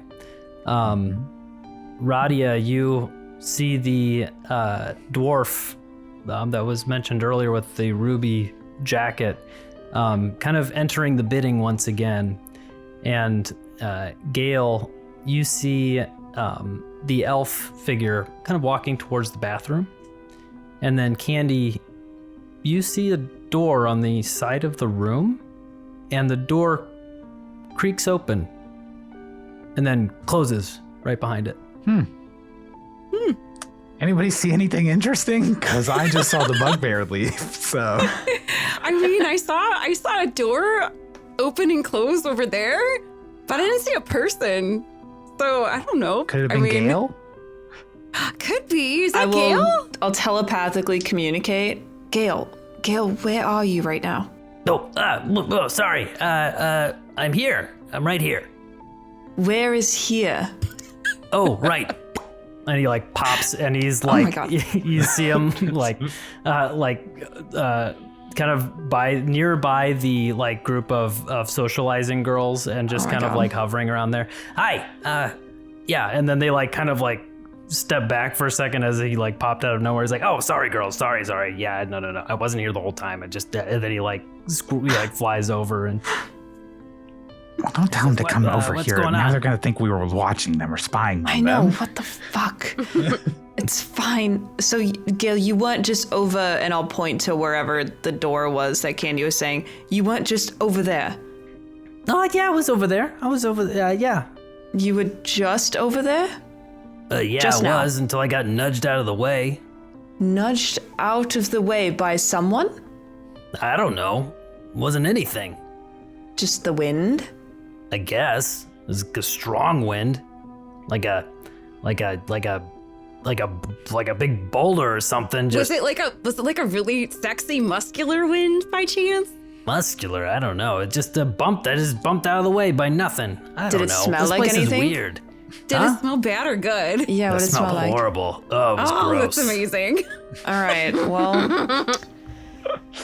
I think All right, maybe we Gaeyll. should just calmly head over to that door over there. I ladies. agree. Should we do it under the guise of something? Like, should we pretend that it's like, oh, we needed to like freshen up, or are we just gonna go in just ready for a fight? I don't know. I mean, maybe we could just go in and we're just all laughing and having a great conversation, just so he thinks we're having a great time when we go in there. I am That having a sounds great awesome. time. Candy, I think it's hard for you to have a bad time. That's true. You've maybe had a few too many good times, Candy. Wow, thanks.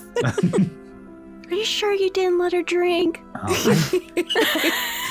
Maybe we should see if there's drinks in that room too. I saw her under the table guzzling syrup from her purse earlier. I didn't want to say anything. I'm so delicious. You want some? I'm gonna hand him like a really teeny little flask of like honey or something. I'll pass. I'll pass right now. I need Oh, clear okay, head. Clear head. okay. It's okay. You're sweet enough already, honey. Thank you. All right. So Are we we're just gonna move over to the door. Yeah. Yeah, we'll just door. go. We're just gonna go. Okay. I would like to just, as a note, I want Gaeyll invisible again. Just Okay. However- He's invisible. cool. Perfect. That's all. Carry on. Do you trying to get in the door sneakily? Are you trying to just walk in?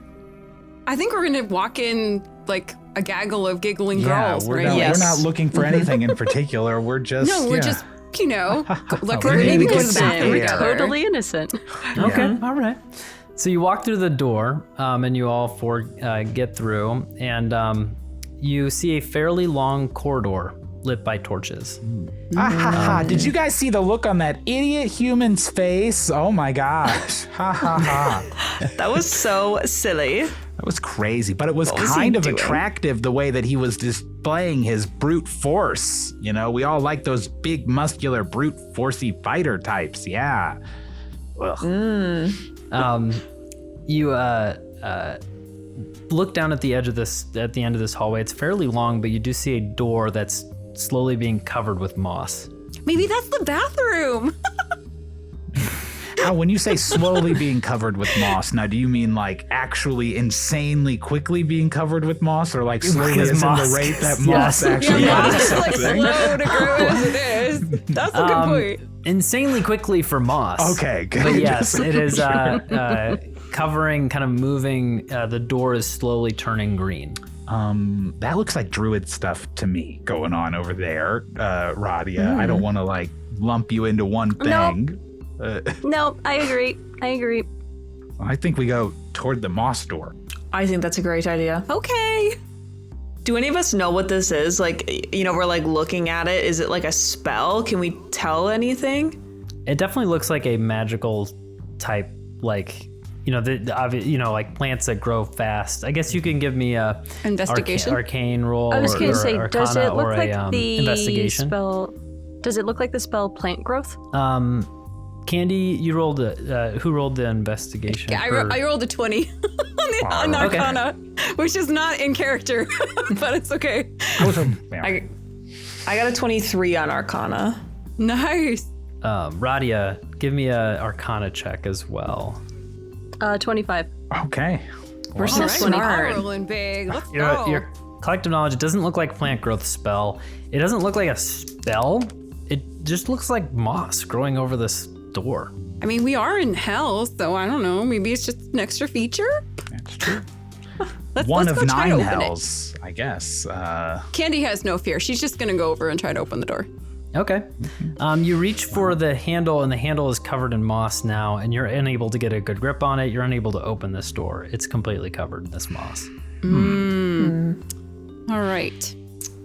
What's good against moss? Anyone have mean, a we fire can- spell? I know we have a fire. Aren't you Oh. fire? Yeah, You're literally. fire, right? Yeah. You want to burn Yeah, some Radia's moss? just gonna be like, hold on, let me get Maybe you this. can put your head on it or something. I don't know. Guys, I think this is the way to the bathroom. Can we get this door open? Oh, yeah. Good idea. I really have to go. I've been ate holding too much. this drink in for like 20 minutes. I can produce flame as a cantrip, so I'd like to do that and see if I can't because I think it just attaches to your hand. If I can grab the handle with that. Okay, cool. You produce flame, you grab the handle, and the moss starts to burn away on the door. And you feel the handle, it's not opening. There's moss around the edges of the door, and it's not quite open yet. But the moss definitely has receded some. Maybe rub all up on the sides too. Get it really loose. get in Like there. WD-40 it, but with fire. Show them how hot you actually are, girlfriend, right? Let's go. You're a real big hottie. WD-40 with fire. Yeah, sure. We're just gonna, Oh, there's Okay. a GIF of Tiddly, you know the one of Cade going and rubbing all of the buttons from Forsaken. I think I know. Oh, yeah. Yeah. And literally just Destiny. that and with That's how they update the Radia. Bungie servers too. Yeah. Every Tuesday. So you take your hands and start wiping this moss, and it's Fire heat. you're wiping with your fire hands, and the moss like kind of reacts, and you see this like red shimmer like goes across the moss, and it starts growing back everywhere you press. It's like the moss is feeding off of the fire, and soon it's covering the whole door again. Well, what does moss hate? Like sunshine? Maybe? Only idea I have is I pull out my golden wand of wild magic that I got in the wild adventure. I don't have any spells that are any good. We can roll the dice with this fucking thing, but that's about it. I got it from some weirdo in the Feywild. So, well, do you stand back and cast a spell? I mean, I don't know if I want to do. Maybe somebody else here has like a dispel magic or something else more useful first to try, but I don't. I mean, the most I could do is probably try to actually knock it down. But I mean, I could. That's going to be very loud. For it. Maybe you know, I could charm it. With I don't know. I don't know if it seems like magical musical moss to me. We'll try the wand then. Well, yeah, it doesn't look like I really have anything else valuable on me at all. So there it is. Unless anybody's going to object, I'm going to point this wild magic wand at the door, and we're going to see what happens. How far away do you stand away from the door, and where do you position everybody? everybody? Let's back up quite a bit, ladies, just in case. Because there is a chance with wild magic that things get out of hand. Ooh, that sounds fun. Okay, so you point the wand, and you guys are stood back quite a bit. Go ahead and roll a D100. Let's do it. Let's see what we get. What do we get, baby? 22. It's the moss erasing spell, of course. You point the wand and you cast detect thoughts on the target. Any thoughts? And you hear nothing. And because you didn't target a creature, you instead will take 1d6 of psychic damage. Oh, dang. Is what it says if you didn't. You take 5 points of psychic damage. Ow. All right, I'm gonna eat a jelly bean because I'm gonna do my see if I can. Yeah. Let's introduce more chaos into this. We need more chaos. Obviously, this hasn't been chaotic enough. Let's see, a 7. I feel compelled to sing everything for the next 10 minutes. Sing everything. My God. A huge change of pace for Candy.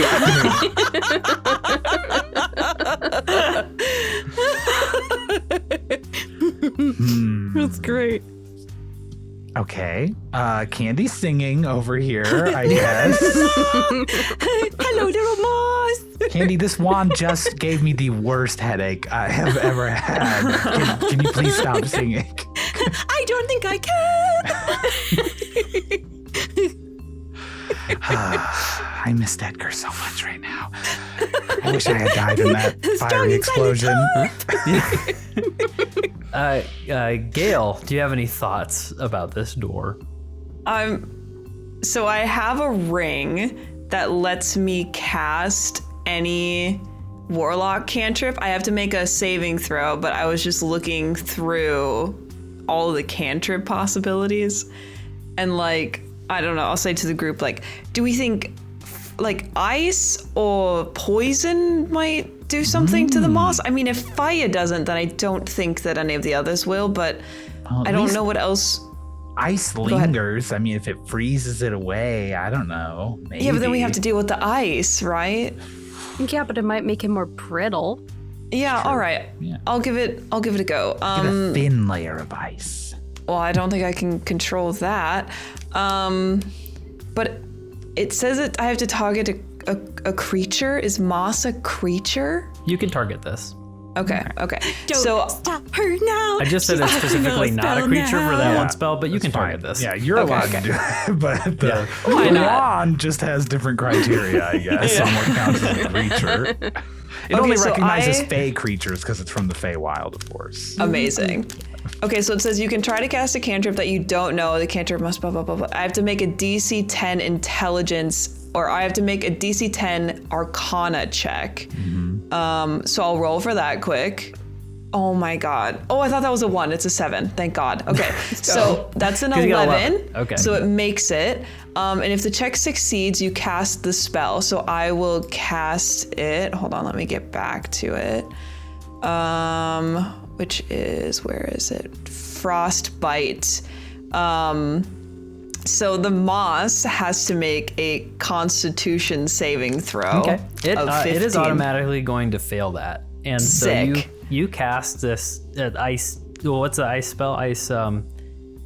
Frostbite. Frostbite, and you see this frost extend over the moss, and it freezes it, and that moss starts to recede a little bit, and it is kind of taken aback, much like it did with the fire initially. Okay. Rip at the door. Yeah, like just maybe like instantly, like we see it recede, and like maybe she'll just go for it, just try the handle. The door is still firmly closed. The moss is still extended around the edges of the door, and it's not opening. Okay. I start singing like the entire repertoire of Frozen. No. Guys, this bathroom door is just so difficult. I don't know. It really is. Maybe we should try knocking. Maybe whoever's in there will come out if we just knock. I mean, sure, I'll go for it. Just like really loud, like pounding. Hello, we're just trying to use the bathroom. Okay. Hello? So you knock. You knock rather hard, and it does make the moss rescind a little bit with your knocking. Oh. And it is. Can we attack the door? The door itself, or the. Or I mean, if you the can door knocking- the door and the moss. Yeah, it's all kind of one at this point. You said, I don't know. I mean, we should, yes, attacking the door is good, but also ask Scott. He said it was when we knocked that rather loud. Should we knock harder? Is it loud noise that it doesn't like, maybe? Or is it Maybe. just knocking like some sort of magical thing? I don't know. I could start singing more loudly. Go sing next to it very loudly, Candy. See what happens. Okay, I got you. La, la, la, la, la. Singing is having no effect on the door. Okay. Not the singing. I'll just keep hitting it then. I'm just gonna keep hitting So the you door hit and it, see. you keep hitting it, and the moss grows back a little bit. Just. All right, everyone, let's just hit the door. Maybe it will make the moss go away. As you had hit it, and then keep hitting it, it like does this like silver sheen over the moss. The kind of moss reacts, and it starts to almost feed into your hits, and kind of grows further along the door. Oh shit, never mind. Okay, less knocking then. Oh, do we just have to do different kinds of attacks almost, right? So mean, we we had could- fire and then cold and then we hit it. Do we just need, I could Eldritch Blast it. That's a force damage. I can always chill touch it, which despite the name is not, frost damage. It's necrotic damage. Yes. So just have the ghostly hand kind of, maybe I can get the ghostly hand to just kind of run its finger down the crack and just sort of unseal this moss. Oh, you're that kind of girl, huh? Okay, all right. I see what you're into. Gross. All right, Dee, maybe if Says we do it at person the with all same of the time. bodies in the bag. Yeah, okay, well, yes. So that's you why- do your Oh, yeah, at the same time. Good idea. Ooh, yeah. do your chill touch and then I'll do an Eldritch Blast at the same time. Yeah, I'm definitely targeting the edges of the door more than anything. If it keeps growing over there. But yeah, I'm gonna cast Chill Touch at the door, Kyle, for 22 to hit the moss. Yes, slash yes, door. it will automatically hit Nice. on this moss. So you do that necrotic damage, and the moss starts to wither and shrink back, and it's almost all away from the door. Okay, and then blast that shit, sis. Yeah, my Eldritch Blast, I rolled the 20 to hit, which I think hits, and then I rolled 7 damage. Good. 7 you force blast damage. away the last remnants of this moss, Nice. and it is gone from the Get that door open. And the door opens. Nice. Hey, wow. We just had to work together, you guys. The actual that's so boss of the beautiful. whole episode. Yeah. The door opens, revealing a spiral staircase heading downward. Okay, let's go down. I think we should Does go. anyone have light, like a light spell? I, in fact, have the light cantrip available for you right now. Amazing.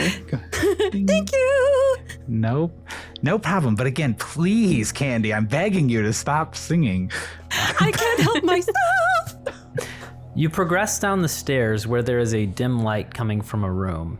Ooh. Okay, guys, there's a dim light coming from this room.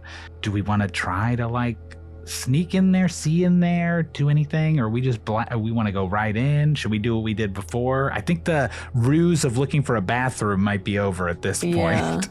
I could send Gaeyll. Yeah, I mean, Yeah, you could send Gaeyll.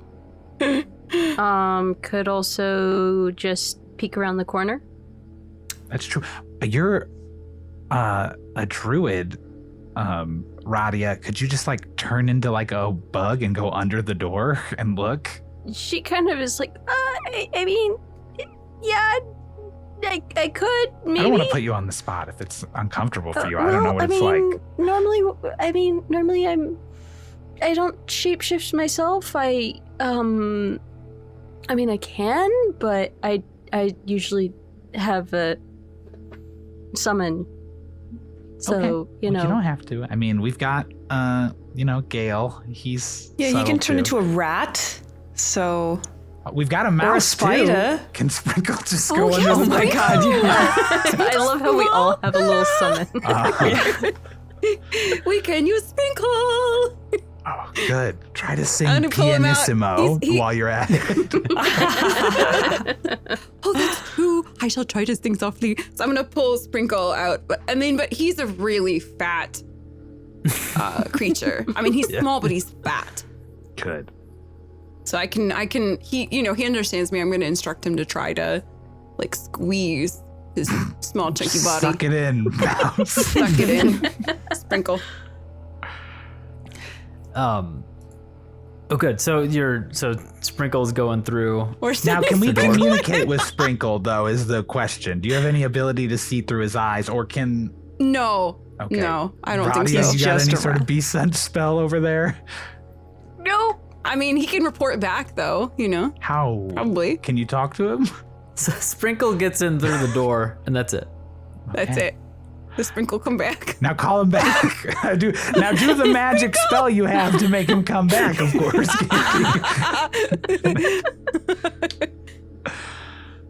Okay, you know what? At this point, I say we just open the fucking door. Let's go. I need to see Sprinkle. All right. Obviously. Oh, that's it. We're looking for Sprinkle. Yeah, he got of lost. course. Yeah, we lost a no, mouse. I lost my mouse. I'll go first. It's okay, guys. I got good. this. So I'm gonna go open the door. Sprinkle? You open the door and you see a large circular room, about 60 foot in diameter. You see the human with a black suit, with a black mask covering half of his face. And he is standing with his hands outstretched over a stone bowl on a pedestal, a swirling dark energy appearing in the bowl. Around him is this gray swirling force field. And in 4 cardinal directions in the room are 4 items floating in the air: a locket, a staff of a salamander coiled around a gem, an amulet, and a ring. Each item is suspended in the air with a similar but considerably weaker appearing force field around it. A thin gray trail seems to be connecting the 4 items to the connecting the 4 items to the altar at the center of the room, to this swirling red fiery energy that is starting to form in this hole on this altar. Where's Sprinkle? Sprinkle is kind of sitting on his haunches about 5 feet away. Good. Okay. Honey! I'm gonna go Okay. scoop him up. I guess we want to be quiet, but he's right there. What do we do? What do we do? Just attack? Should we attack? Yeah! Oh, no, Candy, no! First of all, you're supposed to be stops. singing. and stops what he's doing, and there are torches around the room that kind of like dim just a little bit, and he stands up and he looks, and then he drops his visage, and you see Volik standing there in his incubus form, this red-bodied, chiseled almost arrow-shaped face, this piercing eyes, and these wings and large talons, kind of like hands with these large nails. And he looks and says, "Well, hello. This is a surprise." surprise. Do I know you? No, our friend just lost her mouse. Can I act out startled and drop my bag on the ground because he changed? What? Can I act startled and drop my bag of holding on the ground because he changed? Yes. Okay. Mm-hmm. And then I would like to be like, oh no, and can I accidentally kick it over toward his direction when I go to pick it Sure. up? I don't know if you want to make me roll anything for that. You can do a deception roll. That's fine. All right. Because I have a feeling I'm not going to do well. So actually, no, I did great. 18. Ooh. Great. Oh, great. And then I don't know. I'm just like, I feel like the vibe might be attack this guy right now. This is just me talking. Do we want to just get to this motherfucker? He's like, I I'm mean, sorry. he's obviously got all Are you, of our are you all items. looking Yeah. for something? I use my bonus action to mentally command my zombies to start coming out of the bag and to grab him. Okay. So the zombies start crawling out of the bag, and he like jumps, and they start to like move and attack, and they are up against this circular force field, the sphere around him, not able to get through it. It's almost like it's made out of like glass. They can't hit anything. Oh my through it. gosh, I'm so sorry about that. I don't know how they got out of there, you know? Do you understand down here in the hells, these sorts of things happen, right? And he said, wait a second. And he goes, Diandre? Is that you? Who? Wait. And he looks at the four of you. Diandre, Radia, Candy, and Gaeyll. Well, hello. I didn't expect to see you all again. Well, you're not, because I don't know who you're talking about. So, I mean... What are you here for? It's fine. It's fine, D. Give us back our shit. Yeah, we're here for what you took from us. Oh, the items. Yes, of course. I am so sorry for all of that. I hope you know I had to do this. Why?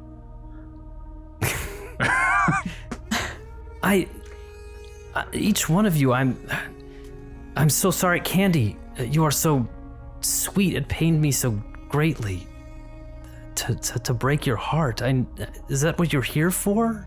Is this to get your things back, to have some sort of closure? Am I still singing? Yeah. Has it been 10 minutes, I guess, since we walked down these stairs? It's just going into 10 minutes here. So Okay. You're finishing your 10 minutes. It's like you're doing my a fade singing. out right as you're speaking. It's just looping and fading. I'll probably start singing like Whitney Houston, I Will Always Love You or whatever. Candy, don't give in to his incredible charms. I still love him though. Look how cute he looks. Oh my god. But you could do so Candy, much better than him. Candy, I hope you know I truly did love you. I love you too, sweetie. Can I have my stuff back though? And it pained me so greatly to break your heart. Then why did you do it? Radia, I know this is hard to believe, but you truly did save me. In more ways than one. No, I didn't. You just manipulated me. Gaeyll, oh Gaeyll, together we could have been something great, something powerful, even unstoppable. But in order for this ritual to work, I needed 4 things given earnestly to me as a symbol of love. You see, Axchisolot, that disgusting Amnitsu upstairs, has captured someone very dear to me. The person I devoted my life to. The only person I ever asked to marry me. The woman of my dreams. I know you all know how hard I can love, and for her I have loved the hardest. So you see, it wasn't you, it was me.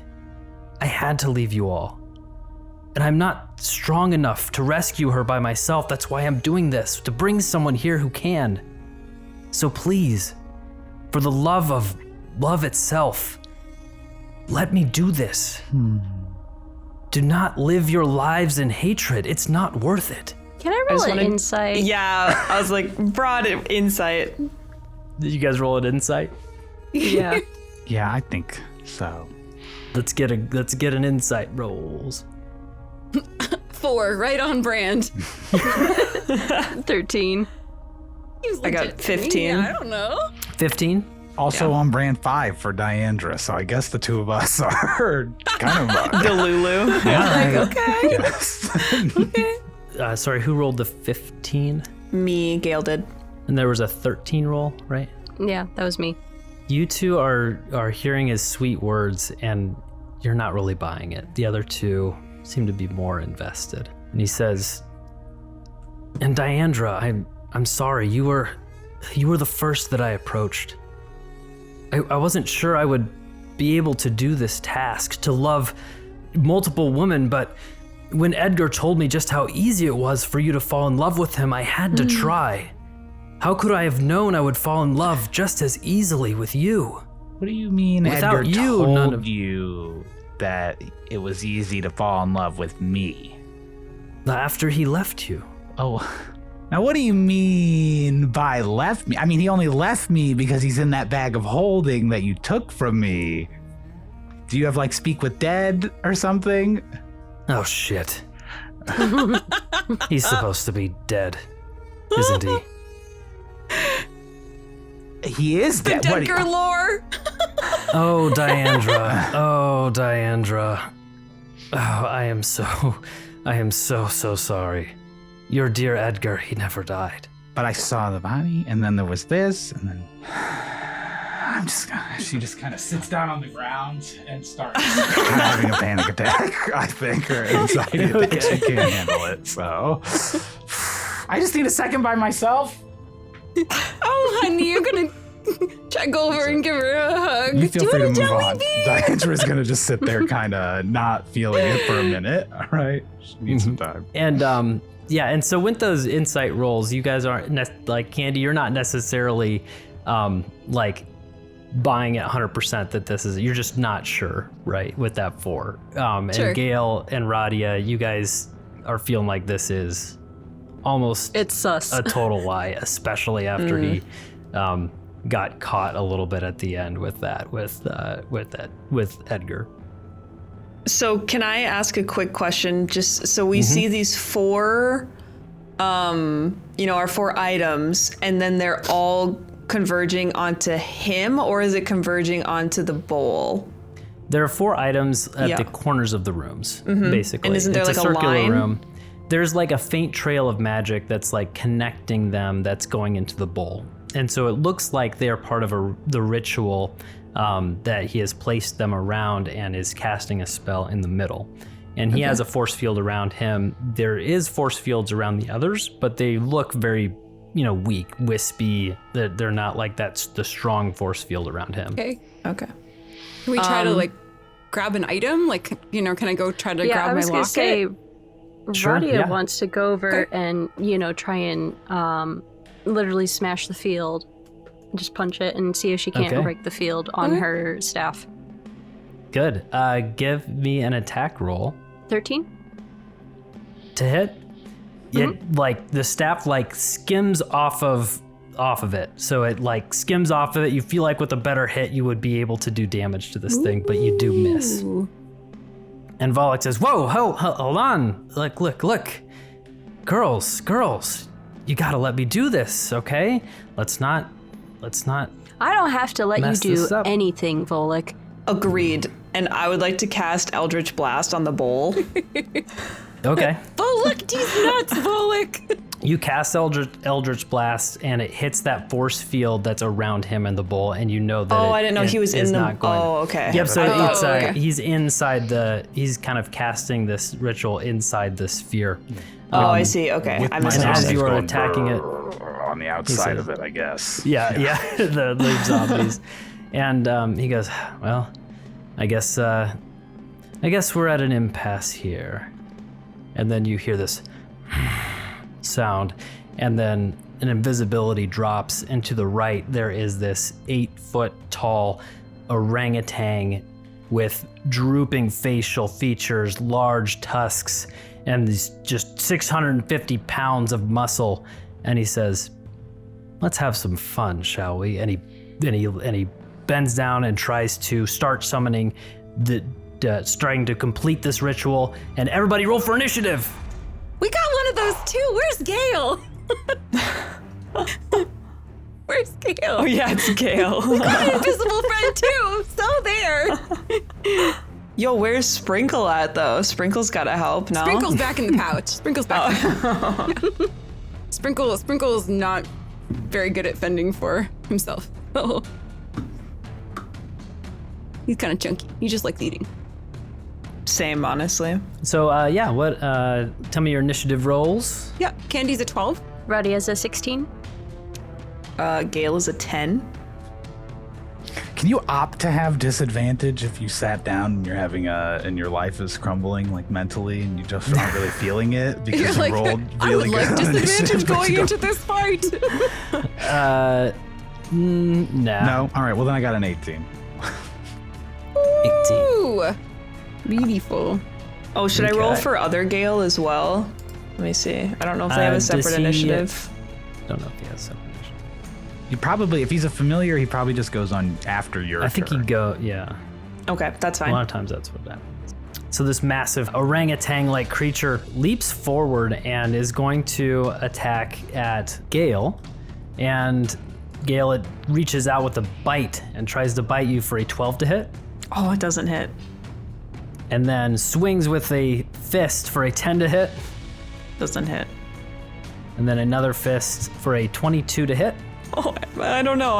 Let me check. Yeah, I think it does. Does 10 points of bludgeoning damage as it Oh my socks you in the goodness. gut with its massive fist. And it is kind of right in front of you guys. Next, Diandre, you are up.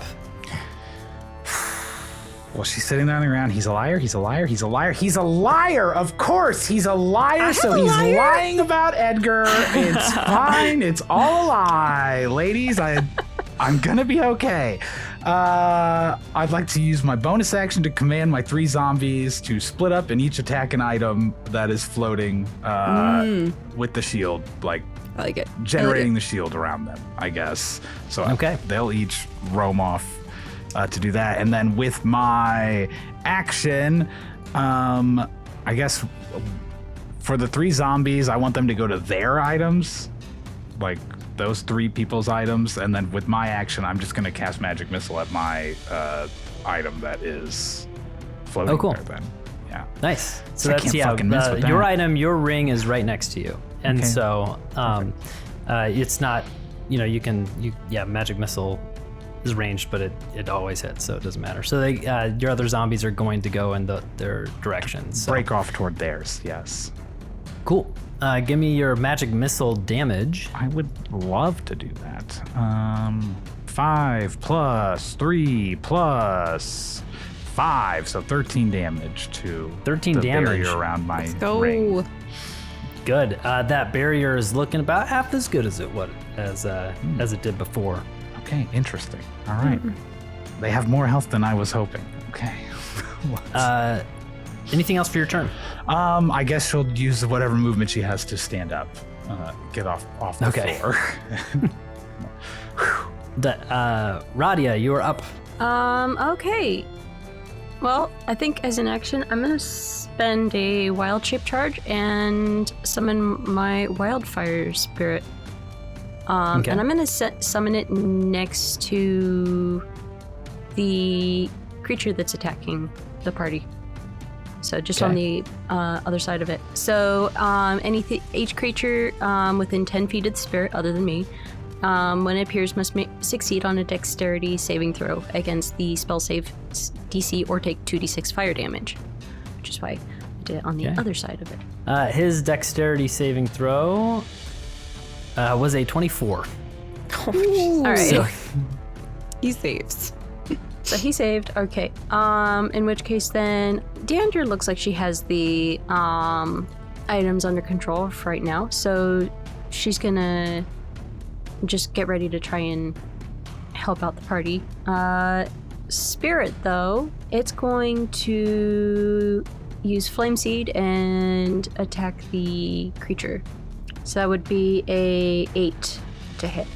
8 does not. Yeah, miss. So roll a 2. You rolled a 2 plus misses. 6. Yeah, so it throws its flame seed and misses. Whiffs. All right. And anything else for the fire spirit? No, because I think it only gets the one action. So that will be all. Okay, Candy, you are up. All right. How far away is the creature? The creature's pretty, like, within, for you, it is 10 feet away. It's 10 feet away from you. Okay. I am going to, I'm going to attack it. So let's do that. That is a 14. 14 misses. 14 misses. Okay. I'm going to use my bonus action and try to force it into a compelled duet. Nice. Okay. Which is actually technically compelled duel, but I'm calling it a compelled duet, where the character must make a wisdom saving throw, otherwise it is compelled to sing a duet with me. Amazing. Amazing. Okay. And it's wisdom 16 for saving throw. Gosh, it rolls a 19. That is so disappointing. I'm so disappointed in that. I always feel really good on the saving throws. Damn.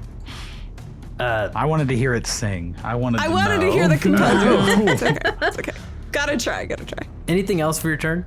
Oh, I'm gonna move a little bit back because I moved into attack. I'm gonna move a little bit back.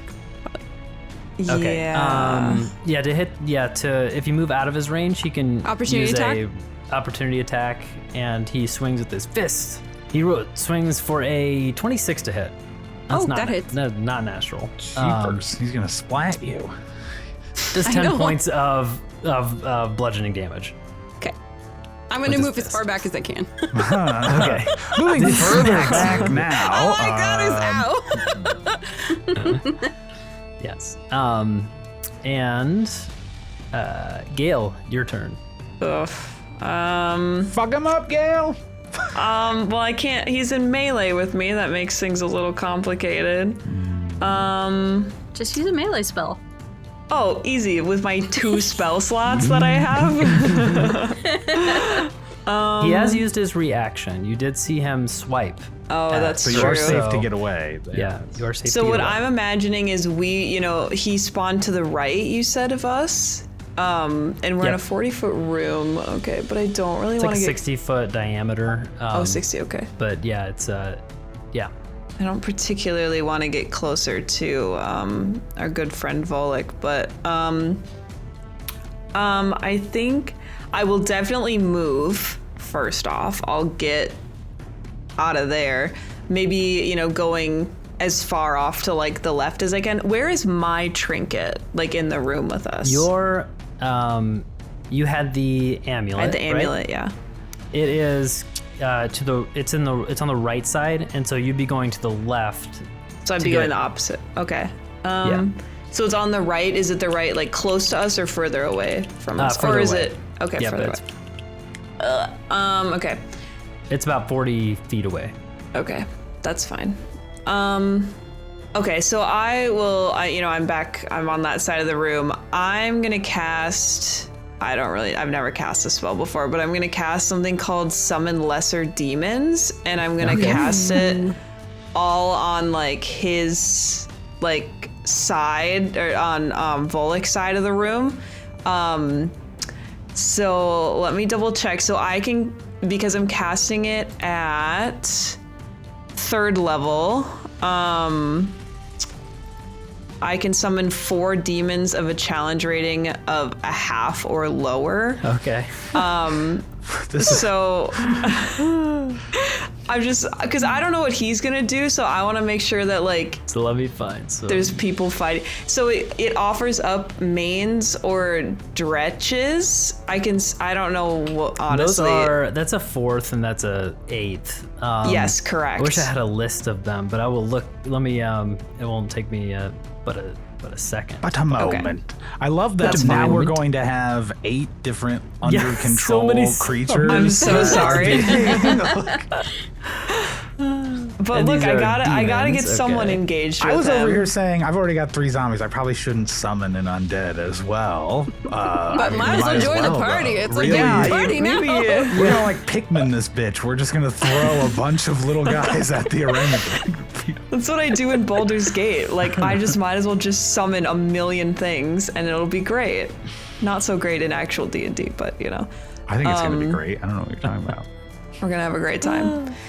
It's great for the players, just not so much for the not so DM. great for the DM. So with that, it says that the demons are hostile to all creatures, including us. Oh, good. But they pursue and attack the nearest non-demons to the best of their ability. And I am Okay. assuming he's a devil, so I'm hoping. He is a he will be attacked. So Okay. yes. God, it would have sucked if he was a demon. But what you summon are these. This is the only half CR creature. Oh boy. But what you summon boy. is this little almost imp-like creature with these little horns, and it is and like kind of moving back and forth, and this cackler is this group of 4 cacklers. They're just chirping at each other and just like shoving each other and like laughing back and forth. And then they look and they see Volik in the middle, and they attack the middle that circle, that force field, and they are unable to get in. Is what kind of their immediate reaction will be. Rip. One of them tries to bite. The other one of them has a chain that is connected kind of to it, and whips it around and tries to like whap at this force field and does nothing to it. Sick. So that's my action. I did my movement, and that is, I think, all from me. I looked at Find Familiar, the spell specifically, so it does say that they act independently from me. So I think they're technically supposed to roll separately for initiative, but I don't really think it matters. Because Gaeyll, he can't attack, but he can take other actions in like combat. Okay. But I don't really know, like, other than attacking, I don't really know what he can do, to be honest. Right. He will. He is going to fly up and around this creature, this orangutan, and like flap in its ears and just try to annoy him. And he's like, Perfect. "Hey, big guy, what's going on?" And he's like, kind of like smacking. "Oh, you want to hurt my friends? Why don't you hurt me? Come on, pick on somebody your own size." And he's like flexing his muscles. Smacking his little belly. And that is what he is. That's what he's doing, and he's going to be imposing a little bit of disadvantage on our Balgruel, our friend. Let's our go, Gaeyll. orangutan. Let's go. And anything else for your turn? Nope, that's it. Okay, you see Volik in the middle, trying to do this magic in the middle. And he is going to make a check. And you see him do this ritual, and the portal is getting larger. Oh. Next, the Balgruel, this orangutan, getting bugged by Gaeyll. He swings. He goes to the fairy that had just kind of left his range, and he had swung at. He's going to swing again at Candy, this time with disadvantage. Wait, I moved away though. So he looks in your direction, and he runs and leaps in the air, and you see this massive form of this orangutan flying at you, Jeez. trying to get away from Gaeyll and trying to get to you, and tries to swipe at you with its first attack. Wouldn't I get an opportunity attack? Yes, you guys all will, actually. He was in your range, and so you guys all get an opportunity attack on him. I don't believe I was in his range, So so go I ahead and moved do away. it. I So literally can't hurt Diandre. him with an opportunity attack. So Okay, so you just don't. yeah, I don't have a single I melee option. miss. What was Radia? What was your 10. a 10? I To hit whiff. does not miss. Misses. His first attack on you, Candy, is an 11 to hit. Does not hit. He is going to swing again as a 15 to hit That does hit. for 5 points of bludgeoning damage, and then he is going to try and bite you for a 19 to hit. That hits. And that's 8 points of damage. He sinks his teeth into you. Ew, that's mean. All right, I'm looking a little rough. Yeah, it seems that way. I feel bullied, guys. Ow. Diandre, you're up. Okay. How far away is the ape thing away from me now? The 20 orangutan? 20 feet. 20 feet away. Don't want to get closer to it, but I do want to help, so that's a challenge. I will look at it, and I'm going to cast blindness deafness on it, and try to make it blind. Okay. What's the saving throw again? It has to do, which it will probably succeed on, a constitution saving throw of 15. Maybe we'll get lucky. 24. Wow, we didn't get lucky, guys. It didn't work out. Okay. Do I have any other bonus actions to speak of?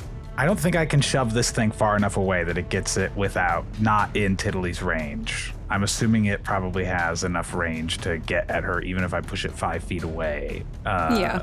It Yes. just went like 30 feet to get to me, so I mostly meant for like the purpose of disengage. You can always just disengage on your turn, I guess. I But can disengage, yeah. yeah, so I'm going to use my bonus action to telekinetically shove. If I can, try to telekinetically shove through the force field to try to hit, just to see if I can cast anything through that force field, or if it's like You just can't do try. damage through it. You try to shove, and it feels like there's nothing that's going to penetrate that. Okay, then. Well, then that will be it for me for right now, but my zombies have hopefully made it to the 3 items that I sent They them have. toward They at have. this time. Okay, good. So then each of them will just try to slam at the force fields around things. Give me their So attack rolls. You got it, baby. We got a 10, a 7, and a 16. The 16 will hit, Heck yeah. and so roll damage on that one. I would love to. I've been dreaming of it. And that is 8 damage on that one. Okay. Whoever he slammed at, whichever one hit. That was the amulet, the one that's closest to Gaeyll Okay. that he hit. And Radia, you're up. You know what? I don't like how the portal got larger, so bonus action going to command the spirit to help with breaking down the barrier. Okay. Going to use my movement to try and get in close to help Candy and Gaeyll, and I'm going to cast Cure Wounds. Okay. So you're gonna kind of enter into the orangutan space, and you're gonna do Cure Wounds on Candy. Yes. Candy, how much damage did you take? I have 10 out of 33 points currently. So a lot. Okay, so I'm gonna cast it at a higher level. Probably a good idea. Just eat a so jelly that bean, Candy. is- You'll be fine. 22, 22 jelly beans back. Did you say 22? Nice. 22, because I cast it at a 3rd level. All right. I think you're back almost to full health then, right? Goose. Yes. One off. Yeah. Cool. I feel so much better, thank you. Before your wild shape, your wildfire shape, anything else for your turn? Nothing that I can do for mine, because that's action, movement, and bonus action, because I have to use bonus action to command it. So that's all for that. Okay. Wildfire Spirit will then go ahead and attack the amulet shield. Okay. So that needs to make a dex saving throw of 14. Yeah, so it won't. That will automatically succeed because it is an inanimate object. So you Mammoth. can, So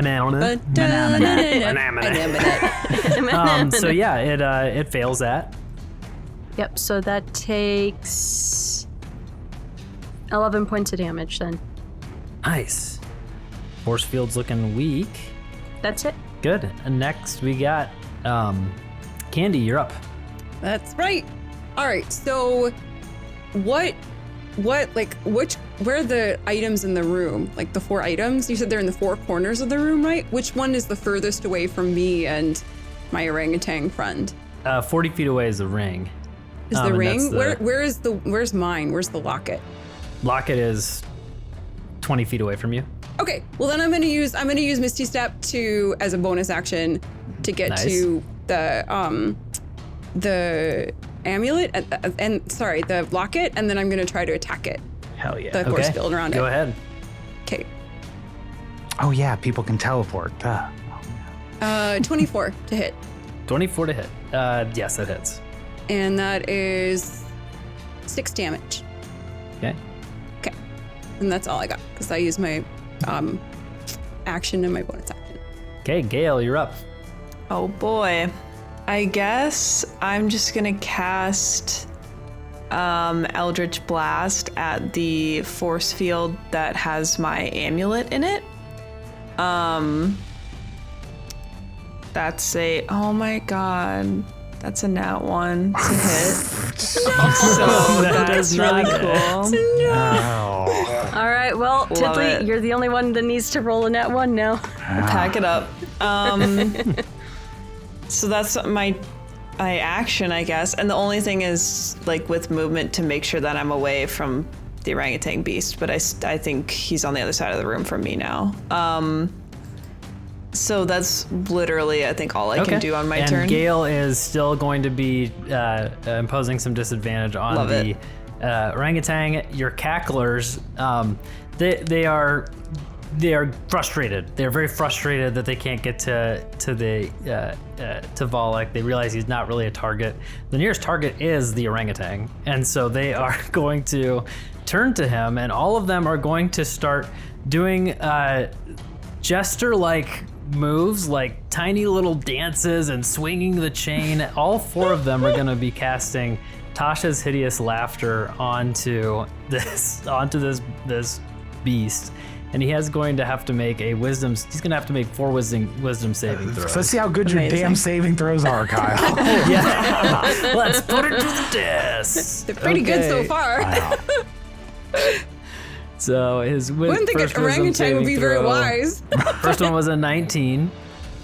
The second one, a 19. Oh my gosh. Are All you just right, put clicking it the in number the dice 19 jail. over and over Third again? one is a natural 1. Yeah. A natural 1. And so with Tasha's Hideous Laughter, they are this orangutan just starts and falls prone and is incapacitated, is unable to stand for the duration for this spell. It is laughing for a while. A minute is going to be laughing for. That's 10 turns, right? Or how many turns is that? Yes. A minute, yes, is 10 turns. 10 turns. And so it is laughing on the ground, unable to stop laughing. Good job. And imp things. Way to go. Volik in the middle continues him. casting his spell. And he is going to make another check. The And portal stays the same. Okay. And the orangutan is incapacitated. Diandre, you're up. Oh, shit. Diandre is up, everybody. It's getting real in here. Fuck it. I'll just do chill touch on the one next to me that has the my ring in it or whatever. Okay. To try to break it. And hopefully we'll hit with a 21 to hit. That hits. Hey, there we go. Please, damage don't suck. 8 necrotic damage to this thing. Takes 8 necrotic damage, and it is still up. The force field's there. Still up. Very much, very close to not being there, but it is still there. Can't reach it. do I have any other way to do damage with a bonus action or anything? I will just shout some encouragement at my zombies to keep up what they're doing, because that's all I can do right now. Your zombies hear that encouragement, and they're going to make some attacks, right? They are indeed going to keep slamming at the ones that they're around. And let's see what we got. I'm guessing only one of them is going to hit again, because we got a 7, a 12, and a 22. The 22 hits. All right, 10 damage that one does. 10 damage. It swipes at the force field around the amulet, and the force field breaks. The amulet nearest Gaeyll falls to the floor, and Volik stands back as his portal is getting smaller. And he's looking, and he looks panicked and goes back to trying to cast this spell. This feels familiar. Things are unexpectedly getting smaller. Radia, you're up. Gaeyll, did you take any damage? No. Okay, I don't need to heal. In which case then, seeing as the orangutan is currently... Just laughing its ass off. Yeah. Radia's gonna go and, well, bonus action, have the wildfire spirit, change target to her item. Okay. And I'm gonna go all out. Do it. I'm gonna cast Scorching Ray at the 3rd level. Okay.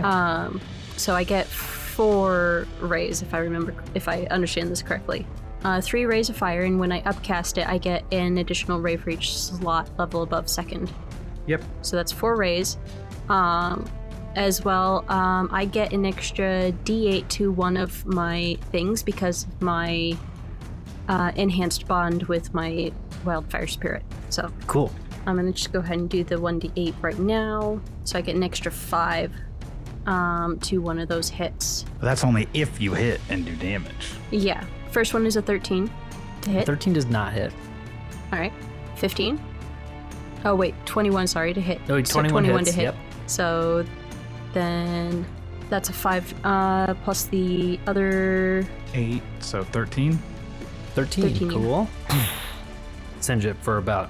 That force field looks about half as good. Hell yeah. Okay. All right. 3rd attack. 19 to hit 19 hits. for 9 damage. 9 damage. It's looking really weak. All right. Last attack. 22 to hit. 22 Okay, hits. there we go. 9 damage, yeah. Yes. 9 damage. You hit it with your scorching rays. They hit the force field surrounding your staff, and the force field breaks, and the staff falls to the floor. And that tendril, that kind of like gray magic that was connecting it, kind of zooms back into that portal that Volik is creating, and that portal shrinks and disappears. And as it disappears, there's a wave of energy that goes out, and the force field around him breaks. The force field around your other items break, and all the items fall to the ground, and everything's paused for a second. The only thing you really hear is this giant orangutan chuckling its ass off on the floor. Volik looks around and says, "Ladies," and starts to book it for the door. We're still in initiative, though. Okay, it's my turn. It is Candy's turn. All right, so I'm going to use command, which is Okay. a 1-word command. Yes. And I'm going to say halt. So that's a saving of Wisdom 16 saving. Ooh, 11. Wasted all my saving throws. So for halt, the target doesn't move and takes no actions. There you go. Okay, halt, and he is stopped. You just Great. trying to move, and he is dead in place in the center of this room. Okay. Gaeyll, you're up. Oh, I want to use. Oh, go ahead. That was my bonus Yeah, action. sorry. I want to use Yeah. my action to grab my locket. Okay, cool. You go and you grab your locket. As it fell, the locket opened a little bit. Don't necessarily, if you want to look at it right now, you can, but you don't have to. But Okay. it is opened a little bit. Okay, all right. And Gaeyll, you're up. Okay, so I will pick my amulet up from off the ground. And the summon lesser demon spell is concentration, so I'm just gonna can I just break my own concentration to like unsummon them? I don't know how that works. Yeah, you can. Okay. Yes, you can unsummon the. Before she does that, does that end the Tasha's hideous laughter on the one thing? Is that Oh, concentration? because they're gone? If I don't they know. go away? It's a concentration. Yes, so that Okay, will so go it away. would. Okay, But then you are welcome to, still do it. I'm just afraid they're gonna start attacking us. Like, Not if he's closest. What if we just I get think him? that's said true. closest. Yeah. that's true. Okay, I'll keep him there for now. So I have my amulet, and I think that's all I'll do. To be honest, I don't want to attack him while we have him frozen. Because attacking does that break the command? I assume it does. He gets another wisdom saving throw, I think. Okay. Well, command, I don't know, that's not a concentration probably, is it? Boop, boop, boop. That command? No. It's not concentration. It feels weird to just be able to attack him when he's just like can't move, though. I don't know. Do you feel bad about this guy? Well, it's more like I feel like I'm breaking a D&D rule. It Like only- usually, if someone's So held, the command So he only just- lasts for one round. Okay, Yeah, so so it's only basically rounds. Yeah, this is yeah, our. it's basically he's not going to be stopped Yeah. for like more than one turn. Yeah, this is our This one is where chance you wanna pump whoop on everything his out ass while also. he can't move. Also, Well- my wildfire spirit never got to finish do their part, so I'll do that at the okay. end. Okay. Yeah, go ahead and you can do it after. No, finish Gaeyll. Yeah. Finish Gaeyll. Yeah. Okay, I will gotcha. just hold. I'll hold an action of Eldritch Blast for if he becomes hostile. I think Okay. Is that okay?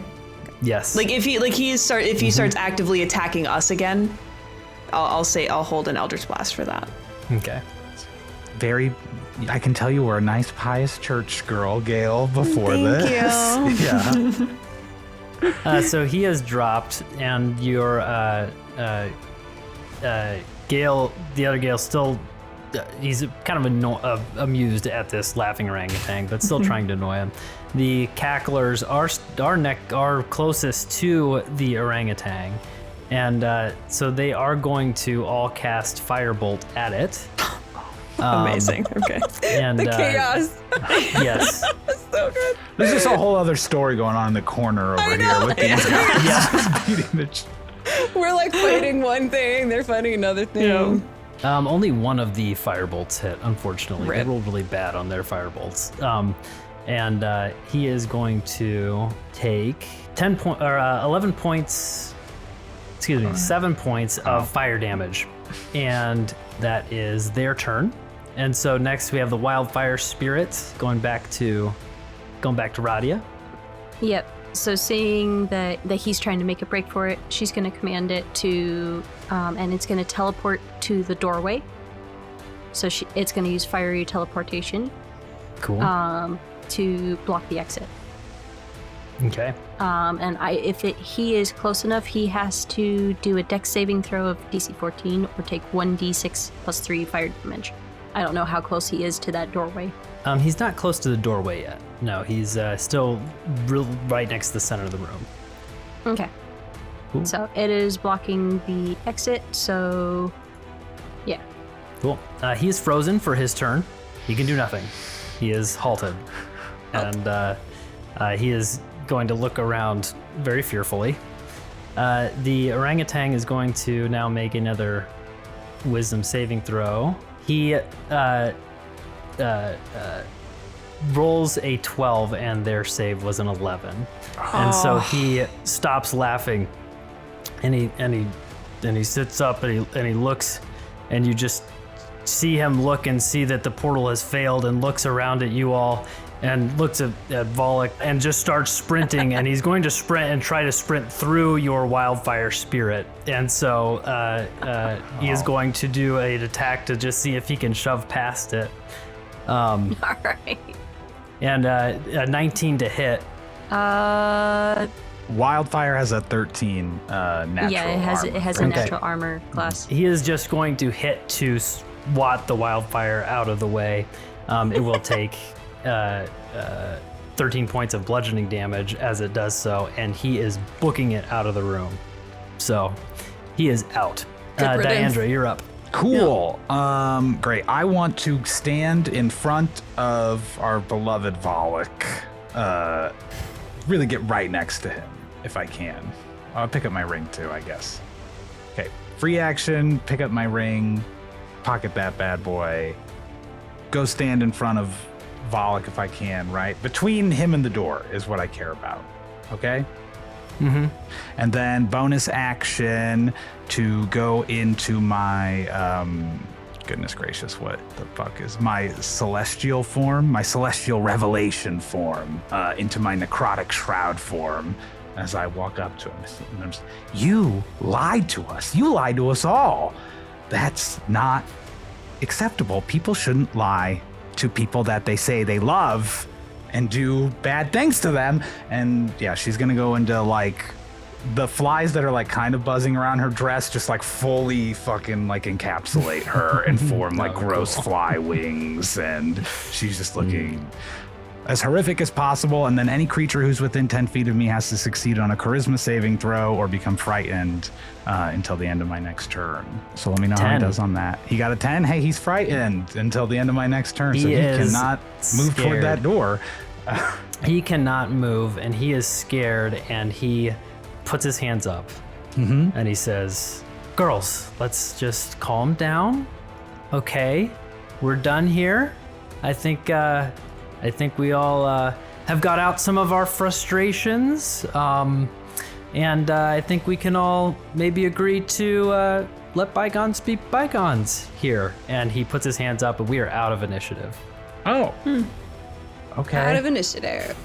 I want to cast Decompose on him while his hands are up.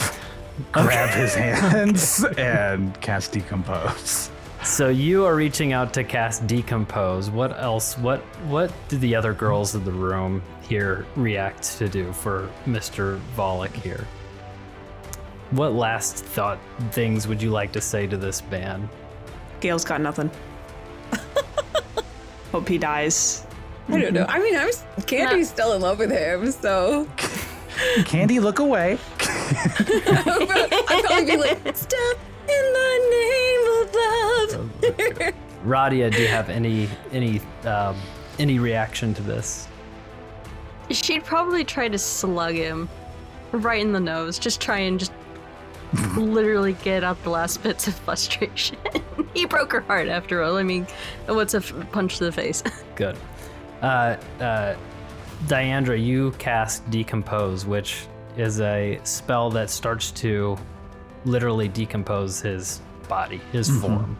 He starts to, you touch his hand and his body starts this decomposing process.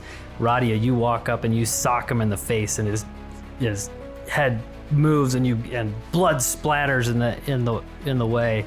And Diandre, you continue to cast this Decompose. Are you casting this all the way? Oh yeah, I'm turning this guy. Like he said, we're done here. I'm like, we are done here, and I just want to like just completely melt him away if I can. Wait, I want to save one part of him, his tongue. Just as like, that's his main weapon, you know. I'm gonna keep this, put it in somebody else. Maybe for you that was his main weapon. Good. Oh my god. Jesus Christ. Are you sure you got his tongue? I'm glad at least I wasn't the only one that thought about that. Candy said it. Okay. His body decomposes away, and his tongue is the last to go, and you grab it before his body turns to ash, and Volik is no more. Nice.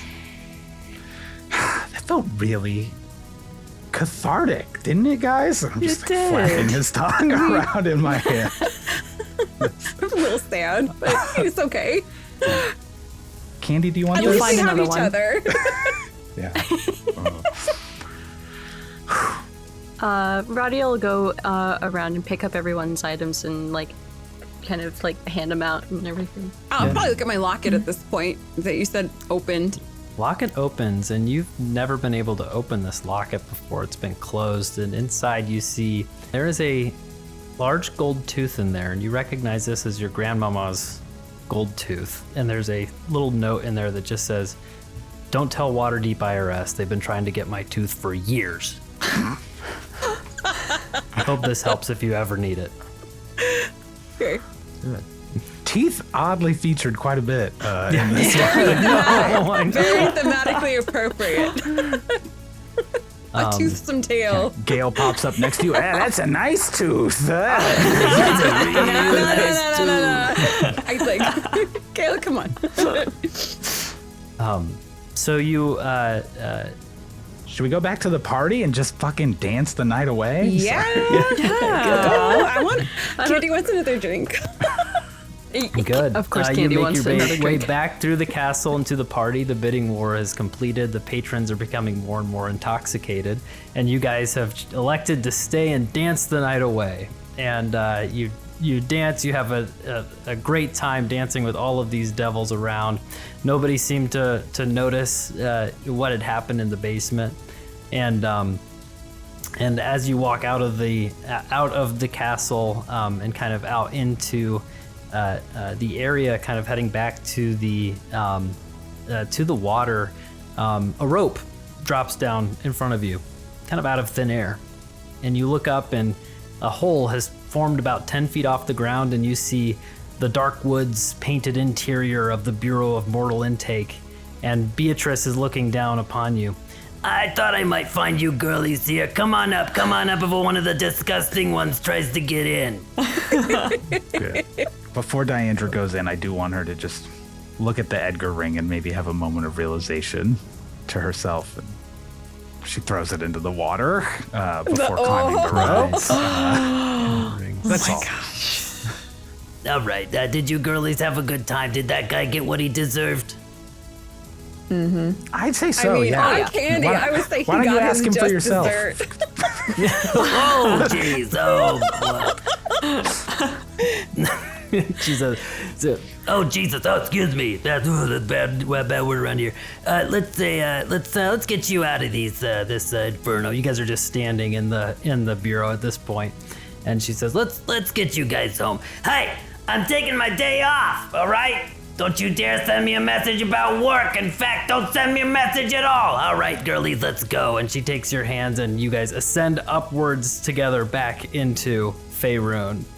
And the camera pans out of the Talltale Tavern where Beatrice is sitting, finishing her story, dabbing out a cigarette and placing it on top of a large mound of cigarette butts collected on a plate. And all is quiet in the tavern for a moment, and then the rustling of pages is heard from every bookshelf lining the walls. Soon, paper from around the room starts swirling rapidly throughout the air, between chairs and under tables, coalescing in the center into a deep red floating book in the air. And it is quiet once again in the tavern, and fire blazes on the cover of the book, engraving the title, "Hell Hath No Fury." The book gracefully makes its way to one of the bookshelves lining the wall and finds its place among the stories. And thus concludes our 11th adventure in the Talltale Tavern! Woo! Thanks to all the players this week, Scott, Tiddly, Goose, and Tenrukin. Their socials can be found in the description. If you want to see the video of the episode, it'll be up on our YouTube. Follow us at Talltale Tavern Podcast on Instagram, YouTube, and TikTok. If you like us, give us one of those good 5-star reviews. Join our Discord too. Thank you to Tyler Adelsperger for our intro music. Thank you to Zaezar for our artwork. And with that, we will see you next time at the Talltale Tavern.